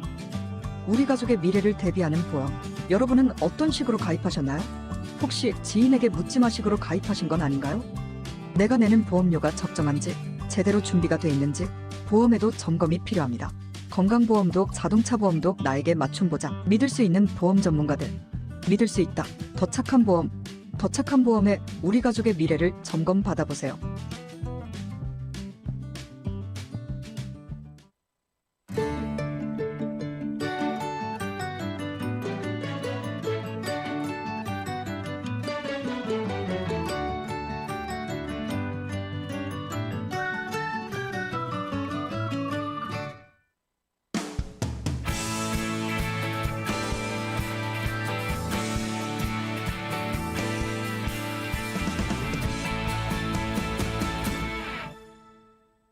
한 발 더 들어가는 고품격 시사대담 뉴스 인사 프라임 시작해 보겠습니다. 매주 금요일 세계와 K죠. 이 시간은 세계 속의 한국, 우리가 알아야 될 세계 소식 전해드리겠습니다. 문희정 평론가, 알파고 기자 함께합니다. 안녕하십니까? 네, 안녕하십니까. 안녕하십니까. 알파고 오랜만에 뵙습니다. 예, 어디 갔다 온 겁니까? 저는 미국 갔어요, 드디어. 미국 갔다 왔다고요? 다른 데 간 걸로 제가 알고 있는데요. 네, 미국에 일단 가야 돼요. 다른 데 갔다가, 가려면. 왜냐면 예. 남미에다가 우리는 직항이 없잖아요. 아, 미국에 갔다 뉴요크에 갔다가 네. 다음에 이제 파나마에 가서 파나마 가셨군요. 네, 이틀 네. 동안 파나마에 있었어요. 파나마 운하에 직접 갔던 겁니까? 예. 파나마 운해에 있는 데를 직접 갔어요. 그 배들이 지나가는데. 사실 지나간다는 말은 잘못된 말이에요. 올라갔다가 옮겨요. 내려가는. 예. 아, 저도 아마 제가 이거 보내드린 사진이에요. 네. 자, 일단은 우리는 파나마에 대해서 이걸 알고 시작해야 돼요. 예. 이제 바나마 사람들의 좀 약간 기억이라는 거 있잖아요. 그래서 민족이라고 말하기는 좀 그렇지 않아요. 거기는 결론적으로 남미의 식민지였다가 남미 사람들이 와서 남미 아니고 이제 스페인의 식민지였다가 이제 스페인에서 왔던 사람들이 현지인들이랑 형합해가지고 콜롬비아에서 빠져서 독립한 나라인데 이 사람들의 종로구 같은 동네가 있어요. 바나마 웨이호 하여튼 발음을 못하긴 한데 이제 원래 바나마라는 이 나라의 뭐라고 해야 되나요? 단생지라고 해야 되나요? 이제 1500년 때 생긴 동네인데요. 거기 있는 성당 그리고 뭐 건물들이 너무 옛날 건물들인데 1680년 70년쯤에는 헨리 모건이라는 사람이 와서 여기를 박살내요. 그래요? 자, 이 헨리 모건은 원래 이제 스코틀랜드인가 웨일리시 쪽 사람인데요. 근데 이제 영어권에서는 영국뿐만 아니고 미국에서도 이 사람이 영웅이에요. 한국으로 따지면 이순신 장군 같은 사람이에요. 너무 훌륭한 뭐 일들을 했다. 뭐 캐리비안 해적들에 있는 그런 좀 약간 멋진 사람으로 묘사되는데 근데 파나마에서는 뭐 양아치라고 해야 되는지 모르겠지만 나쁜 사람을 묘사돼요. 왜냐하면 그 사람들의 그 단생지를 파괴했으니까. 완전히 파괴한 거예요. 그래서 단생지는 거길로부터 옮겨간 거예요. 옮겼군요. 그래서 바나마 사람들 머릿속에는 영어권 사람들에 대한 일단 거길로부터 좀 마이너스의 이미지가 있어요. 안 좋아하는군요. 영어. 왜냐면 그 사람들의 영웅이 우리한테는 진짜 악질한 사람이에요. 뭐 마치 뭐 한국 일본어로 말하자면 뭐 히데요시 가문 같은 그런 느낌이에요. 요토미 히데요시다. 네. 천하의 나쁜 놈인데요. 네, 제일 싫어합니다. 근데 일본에서는 영웅이잖아요. 그런 걸로 비슷해요. 왜냐면 미국에 가시면 헨리 모건이랑 관련된 영화들도 많고 소설들도 많아요. 근데 이쪽에서는 나쁜 사람이에요. 자, 이거는 일단 이거에다가 시작을 잡고 가야 되는데 제가 운하에 갔을 때도 거기 있는 사람들한테도 도시 그 수도에 있는 사람들한테 물어봤는데 누구한테 물어보면 니네들이 이 트럼프의 바나마 문화에 대해서 무슨 생각을 하냐. 다들 그 얘기를 해요. 우리는 뭐 그린랜드나 아니면 캐나다처럼 무서워하진 않는다. 우리 문화를 가지고 갈 빈틈은 없어요. 왜냐하면 공식적인 그 국제사회로부터 인정받은 조약들이 있기 때문에 가지고 가려면 미국이 대놓고 와서 여기서 전쟁을 치러야 돼요. 그렇죠. 그래서 많은 사람들이 오히려 화가 나요. 우리를 이렇게 식민지로 보고 있는 거예요. 무슨 시선으로 보고 있느냐? 근데 또 일부 사람들이 그 배경을 설명하죠. 왜 미국이 이렇게 하는지. 중국 때문이다. 왜냐하면 파나마는 최근에 와서 이제 중국이랑 친해지고 그리고 바나마 운하에 있어서는 중국 영향력이 많아졌기 때문에 미국이 미래를 생각해가지고 두려워서 우리한테 그냥 중국이랑 파나마 사람들이 그런 걸 다 알고 있다는 거네요. 네, 대다수가 알고 있고 화가 나 있었어요. 그리고 그 파나마에 대해서도 우리가 말씀드려야 되는데 진짜 운하는 우리가 아는 것처럼 뚫려 있어서 배가 지나가는 거 아니에요. 미국이 제일 짧은 데를 이제 팔라고 했는데 언덕이 많으니까 맞아요. 어쩔 수 없이 배를 그거 이렇게 재밌더라고요, 제가 보니까. 올리고 다음에 내려. 그래서 한 배가 45분 걸려요. 거기에 따라 뚝뚝 올라가서 뚝뚝 내려오더라고요. 네. 그래서 그런 점 약간 나름 재미있는 요정이었습니다. 알겠습니다. 조금 길어서 이 정도만 하고요. 자, 지난 25일 윤석열 탄핵 심판 최종 진술도 있었는데 해외에서도 이 소식을 상당히 주목했던 것 같아요. 평론가님 그렇습니다. 소개 좀 부탁드립니다. 네. 자, 이 지난 12.3 비상계엄과 관련해 가지고 이미 이제 해외 주요 언론들은 다 불법 계엄이다, 내란이다. 이런 식으로 규정을 하고 보도를 하고 있고요. 주요 시점마다 실시간으로 사실 속보로 전하고 그러니까요. 있습니다. 그게 놀랍더라고요.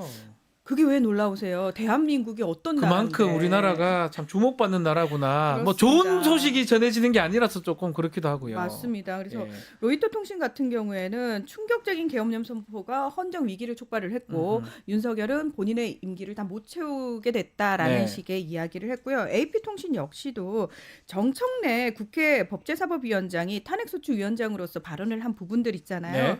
그 부분에 대해서 굉장히 자세하게 보도를 합니다. 그냥 그 워딩을 그대로 보도를 하고 독일 매체인 독일의 소리 도이치벨레도 사실은 계엄으로 인해서 한국이 나라가 실존적 위험에 직면을 했다라고 이야기를 하면서 그러나 윤석열은 반성 없이 그래서 본인의 계엄이 정당했다.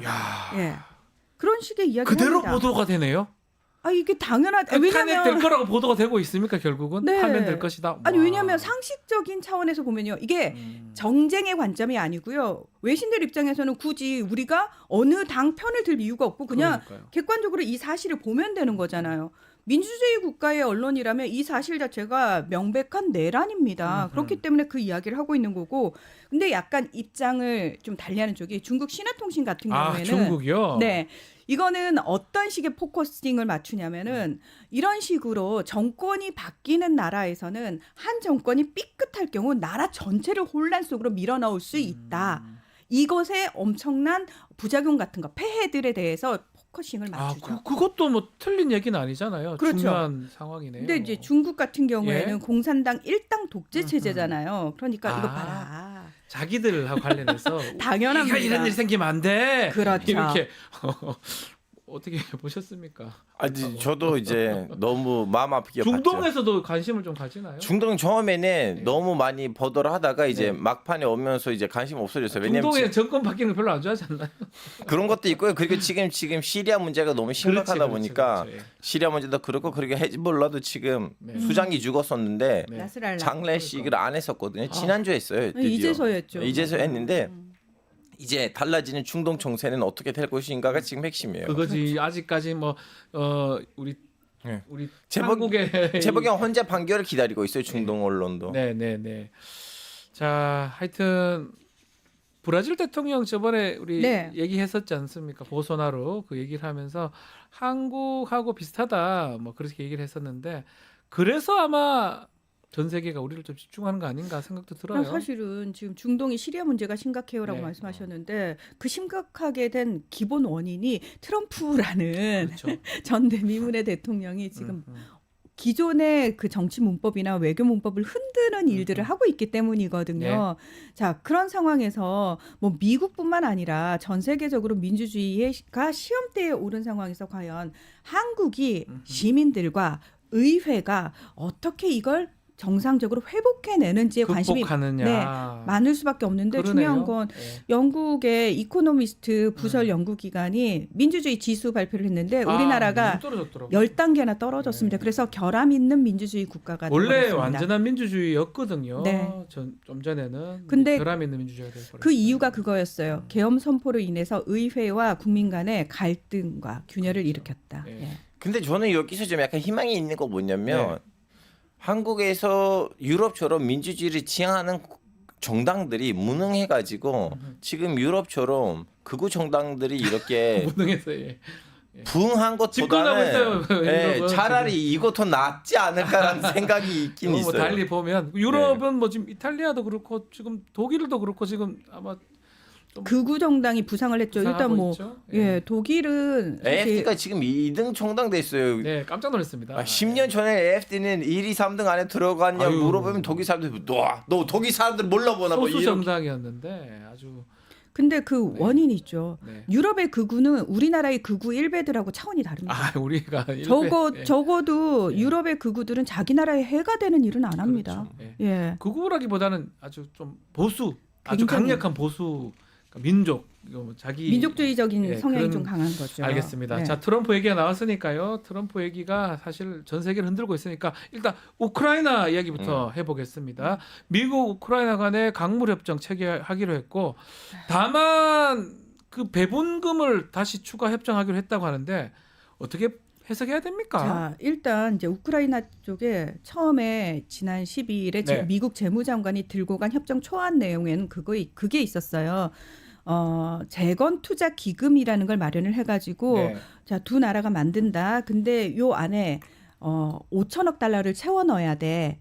그거 누가? 우크라이나가. 음흠. 그러면서 우크라이나 광물의 50%의 지분을 요구를 했잖아요. 네. 그리고 그 안에 내용이 굉장히 좀 자세하게 나왔는데 우크라이나 입장에서는 쉽게 사인을 할 수 없는 내용들이 많았어요. 예를 들면은 혹시라도 두 나라 사이에 문제가 생기면 국제재판이 아니라 뉴욕법으로 영어로 뉴욕에서 결정을 한다가 들어가 있었거든요. 좀 이상하잖아요. 예. 그래서 이제 뭐 젤렌스키는 나라를 팔아넘기는 거에 내가 사인할 수 없었다라고 얘기를 하면서 이 내용이 알려지니까 이제 뭐냐 신제국주의냐 이거 정말 약소국을 상대로 침탈 행위하는 거 아니냐 이런 비판이 막 많으니까 그리고 젤렌스키 입장에서도 이걸 죽었다 깨나도 사인할 수 없거든요. 그래서 일단은 트럼프 전략이잖아요. 미치광이 전략. 가장 센 거 확 던져놓고 가장 큰 거 던져놓고 중간에 받아내는 거. 그렇죠.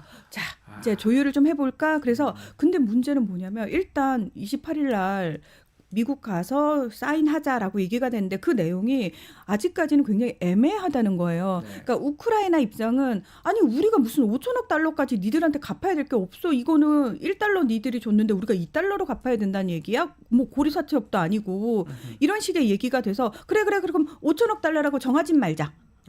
돈은 정하지 말자. 정하지 말자라고 얘기를 해놓은 상태고 자세한 것들은 더 많이 논의를 하자라는 식으로 이제 두루뭉실하게 있었는데 사실 젤렌스키 입장에서 가장 요구했던 건 그거예요. 미국이 우크라이나의 안보를 지켜주는 안전보장. 안전보장. 근데 그거를 예. 미국이 그냥 미국 정부가 노력한다. 그 수준으로. 네. 이거 굉장히 애매하잖아요. 노력한다가 어느 수준의 노력을 원하는 그러니까요. 거예요. 그게 가장 그냥 하나만한 얘기예요. 그렇죠. 근데 이제 트럼프 대통령은 그렇게 얘기를 하는 거죠. 우리가 광물 개발하러 미국인이 들어가 있잖아. 그거 자체가 안전 보장이 되는 거야. 라고 이야기를 하고 있다는 협상 거죠. 잘하는데. 근데 이건 진짜 예. 신기한 거 뭐냐면 이제 미국이 버려졌다는 이제 그림이 나왔잖아요. 우크라이나가 버려졌다는. 우크라이나. 네, 그렇죠. 우크라이나. 우크라이나가 이제 버려진 상황이니까 이제 튀르키예도 그 이제 눈치를 채니까 옛날만큼 우크라이나에다가 이제 드론을 팔면 돈이 안 나올 거 아니에요.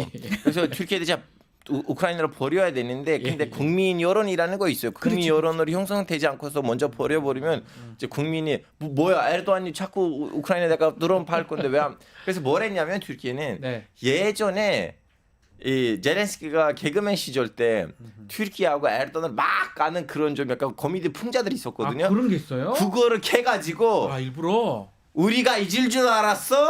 언젠가 복수의 시간을 우리는 기다렸지. 너 예전에 우리 대통령 우리 각하한테 이런 말을 했었으면 우리야 버림도 당해야 되는 거 아니야? 튀르키예가 뭔가 여건을 만들려고 말을 못하니까 여론 형성하려고 그런 거 갖고 온다 이 말 아닙니까? 여론전을 들어간 여론 좀 거죠. 만들려고. 네. 튀르키예가 대단하다.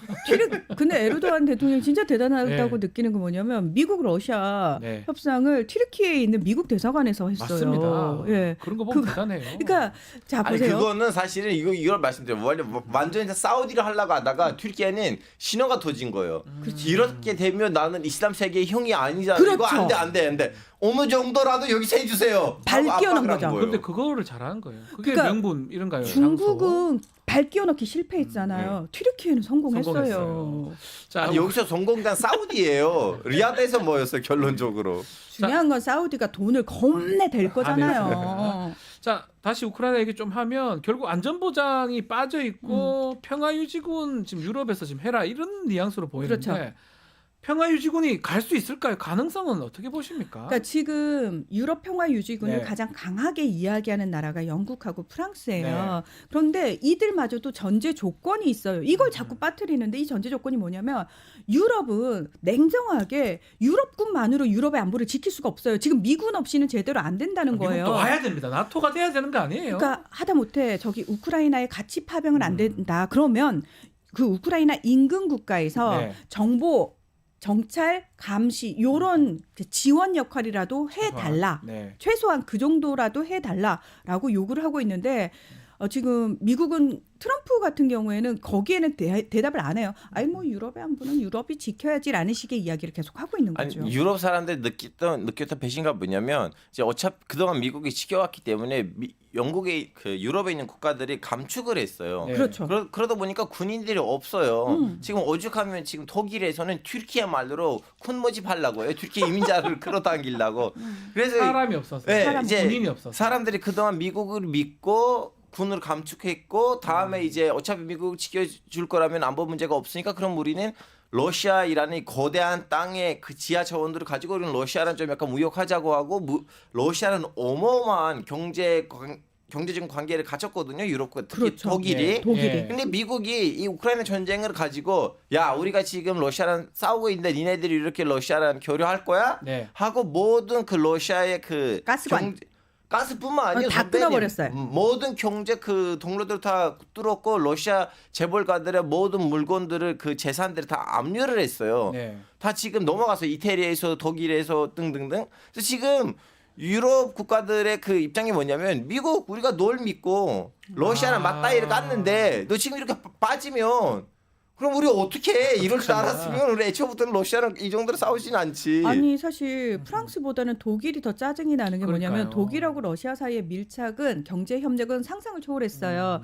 일단 러시아 그러니까 독일이 사용하고 있는 석유나 천연가스의 그 30% 이상이 러시아에서 오던 거였어요. 네. 가스관을 통해서 일단 가스관 다 막혔잖아요. 그리고 독일의 건설 인력들이 러시아에 많이 가 있는 상황이었어요. 근데 그거를 다 어디로 대체를 했다? 미국으로 대체를 해버린 거예요. 야 미국에서 셰일가스 사, 석유 그렇게 사, 가스 그쪽으로 우리 거 사, 이런 식으로 다 밀어넣었단 말이에요.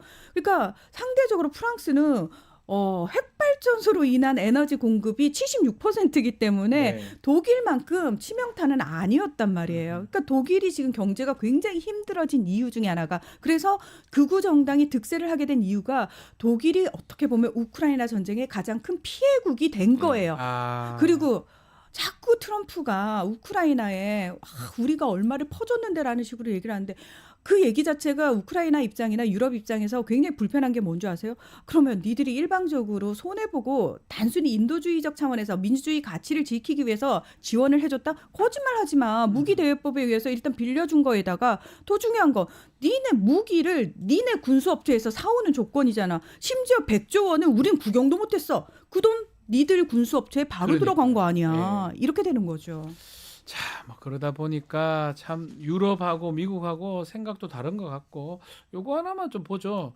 유엔 안보리에서 우크라이나 그 침략한 러시아 책임 추궁도 하지 않고 전쟁 종결을 촉구하는 결의안 채택이 됐습니다. 이게 아마 미국 의사대로 된 것 같은데 맞습니다. 어떻게 봐야 됩니까? 자, 24일이 이제 러시아가 우크라이나를 침공한 지 3년이 되는 날이었어요. 말이죠. 그래서 뭐 작년에도 유엔 차원의 결의안이 나왔죠. 근데 전혀 다른 상황이 벌어졌다는 거죠. 네. 그때만 해도 유엔 안보리 결의안은 당연히 미국이 앞장서 가지고 러시아를 규탄하고 그러니까요. 우크라이나 지지를 확인하는 내용이었어요. 그런데 이번에는 전쟁이란 표현 대신에 분쟁이라고 쓰고 분쟁. 침공 책임을 러시아에 절대 묻지 않습니다. 그리고 빠른 종식을 촉구하는 내용만 담았다는 거예요. 네. 근데 여기에 러시아, 중국이 다 찬성을 했다는 겁니다. 그것도 참. 그런데 유엔 총회 전체적인 차원에서는 우크라이나가 결의안을 냈어요. 이거는 명백한 러시아의 침공이고 러시아에게 책임을 묻는 거고 네. 우크라이나의 평화를 지지하는 내용이거든요. 여기서 미국은 또 반대 의견을 냈다는 겁니다. 그럼 지금 어떤 상황이냐? 오죽하면 세르비아까지는 찬성으로 날렸는데 러시아의 진수국가. 그래서 지금 너무 웃긴 게 유엔 안보리에서 예전에는 미국의 주도하에 러시아하고 중국이 둘이 싸우는 느낌이었다면 지금은 중국, 러시아, 미국이 한 팀이 돼버렸어요. 네. 너무 어이가 없죠? 알겠습니다. 자, 미국 이야기 넘어가 보겠습니다. 자, 2기 트럼프 첫 강요회의가 열렸는데 머스크 참석했습니다.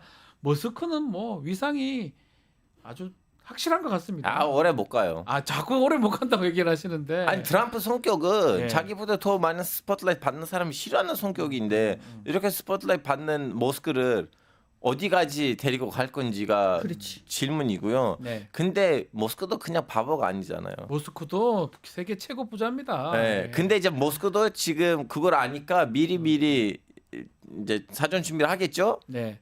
근데 일단은 자기 고향으로부터 버림받았어. 지금 캐나다에서는 사람들이 모이고 있어요. 그 머스크의 시민권을 박탈해야 된다. 박탈해야. 그러니까 머스크가 남아프리카 공화국 출신인데 남아공, 그다음에 캐나다, 미국 3중 국적이거든요. 예, 그러니까 남아공에서 먼저 캐나다로 가서 캐나다에서 미국으로 엄마 쪽이 캐나다 쪽이에요. 네. 맞아요. 결국 그러면 머스크가 지금은 아직까진 괜찮은데. 그러니까 머스크의 그러면 도대체 정확한 직함이 뭐냐? 이 사람이 도대체 어떤 직이냐? 저희는 정보 효율부 수장으로 소개를 하고 계속 기사를 그렇게 나오잖아요. 근데 이제 백악관에 질문을 했어요. 저기 정보 효율부 수장이 정말 머스크가 맞느냐? 며칠 후에 나온 거는 다른 사람 얘기가 나와요. 그 사람이 권한 대행을 하고 있고 그러면 머스크는 정보 효율부하고 어떤 관계냐? 일단 관련이 없어요. 그러면 머스크는 뭐냐 그랬더니 특별 지위를 가진 공무원인데 백악관 고문이다라는 식으로 지금 얘기를 했어요. 하네요. 근데 강요 회의면은 장관급들 상원의 인준을 받은 장관들이 들어간 첫 번째 회의였잖아요. 그 자리인데 그 자리에 머스크를 딱 불러가지고 본격적으로 회의 시작하기도 전에 벤스 부통령 앉아 있고 다른 장관들 딱 앉아 있는 데서 머스크한테 제일 먼저 저기 얘기하라고. 그리고 뭐 이 자리에 머스크 싫어하는 사람 있어요? 이 자리에서 내쫓을 거예요. 예. 농담이지만. 근데 선배님 이거는 제 보기에는 트럼프식 이제 그 짱폭인데 이제 결론적으로는 공식적인 아직 타이틀이 없기 때문에 일단은 이제 좀 약간 소원하고 반격을 할까봐 다른 걸로 재워주고 그 분쟁의 시기를 밀어주는 방식인 것 같아요. 그 정도가. 저는 왜 그러면 머스크를 정보효율부 수장이라고 얘기를 안 하느냐. 이거는 의도적인데요. 머스크가 스페이스X를 어쨌든 그것도 본인이 운영을 하고 있잖아요. 그게 이제 국방부 계약 업체 중에 하나예요. 네. 그러니까 지금 계속 머스크와 관련해서 나오고 있는 얘기가 뭐냐면 이해 충돌이에요. 어쨌든 머스크의 기업이 계속해서 정부 기관과 연관을 맺고 있는 상황에서 머스크가 계속 그 정부 기관의 내밀한 부분을 다 들여다보는 게 맞는 것이냐라는 얘기가 나오고 그건 바로 곧바로 뭐로 이어질 수 있느냐? 엄청난 소송으로 이어질 수 있는 거를 네. 머스크 입장에서 그건 부담스럽거든요. 물론 해명을 해요. 내가 스페이스X를 국방부랑 계약할 때 내가 계약 담당자가 아니었어. 말도 안 되는 얘기죠. 이해 충돌의 가능성이 매우 높기 때문에. 그렇죠. 막 그런 부분. 마지막으로 지금 관세 지금 25% EU를 향해서는 한다고 하는데 멕시코나 캐나다는 또 유예합니다. 이 차이가 나는 것들도 우리가 좀 눈여겨봐야 될 것 같아요. 어떻게 봐야 됩니까? 네, 네, 일단 네. 유럽은 미국을 아주 망치려고 만들어진 거야라는 네. 식으로까지 트럼프가 막말을 했잖아요. 네. 그 이유가 뭐냐면은 트럼프는 계속 상호 관세를 이야기를 해요. 그리고 미국을 이용해서 이득을 취하는 자들에 대해서 가만히 내버려 두지 않겠다라고 얘기를 하고 있거든요. 그 작년에 무역 상황을 딱 보니까 EU가 미국으로부터 한 340조 원의 이득을 얻은 거예요. 네. 가장 큰 이득을 얻은 대표적인 그 지역이 유럽 연합이었던 거예요. 그러니까 트럼프 입장에서는 당연히 유럽을 겨냥을 할 수밖에 없는 상황이 되는 거고요. 그리고 이제 압박인 거죠. 그러면 이제 유럽 차원에서 나와야죠. 뭐 미국산 가스를 저희가 더 많이 사겠습니다부터 시작해서 미국산 자동차 관세를 내리겠습니다. 이런 식으로 얘기가 나오기를 말 나오기를 바라기 위해서 기다리고 하는 있는 거네요. 거죠. 아유, 예. 트럼프는 참.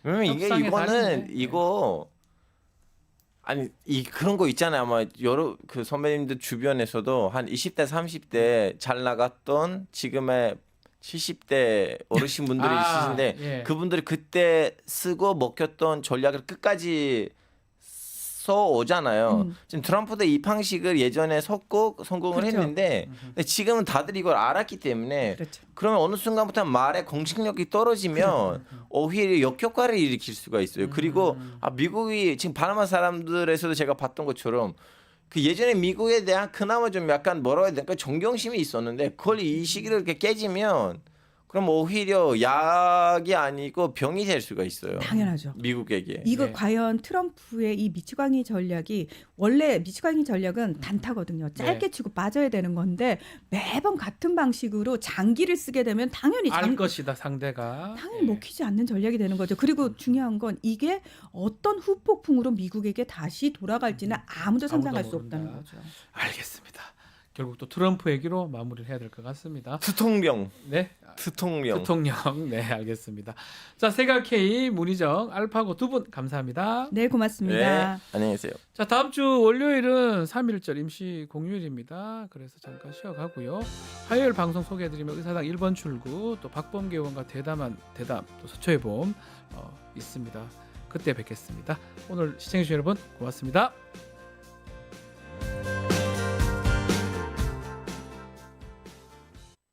뉴스토마토가 12.3 내란을 막아낸 시민영웅 1000명 찾기 프로젝트를 진행합니다.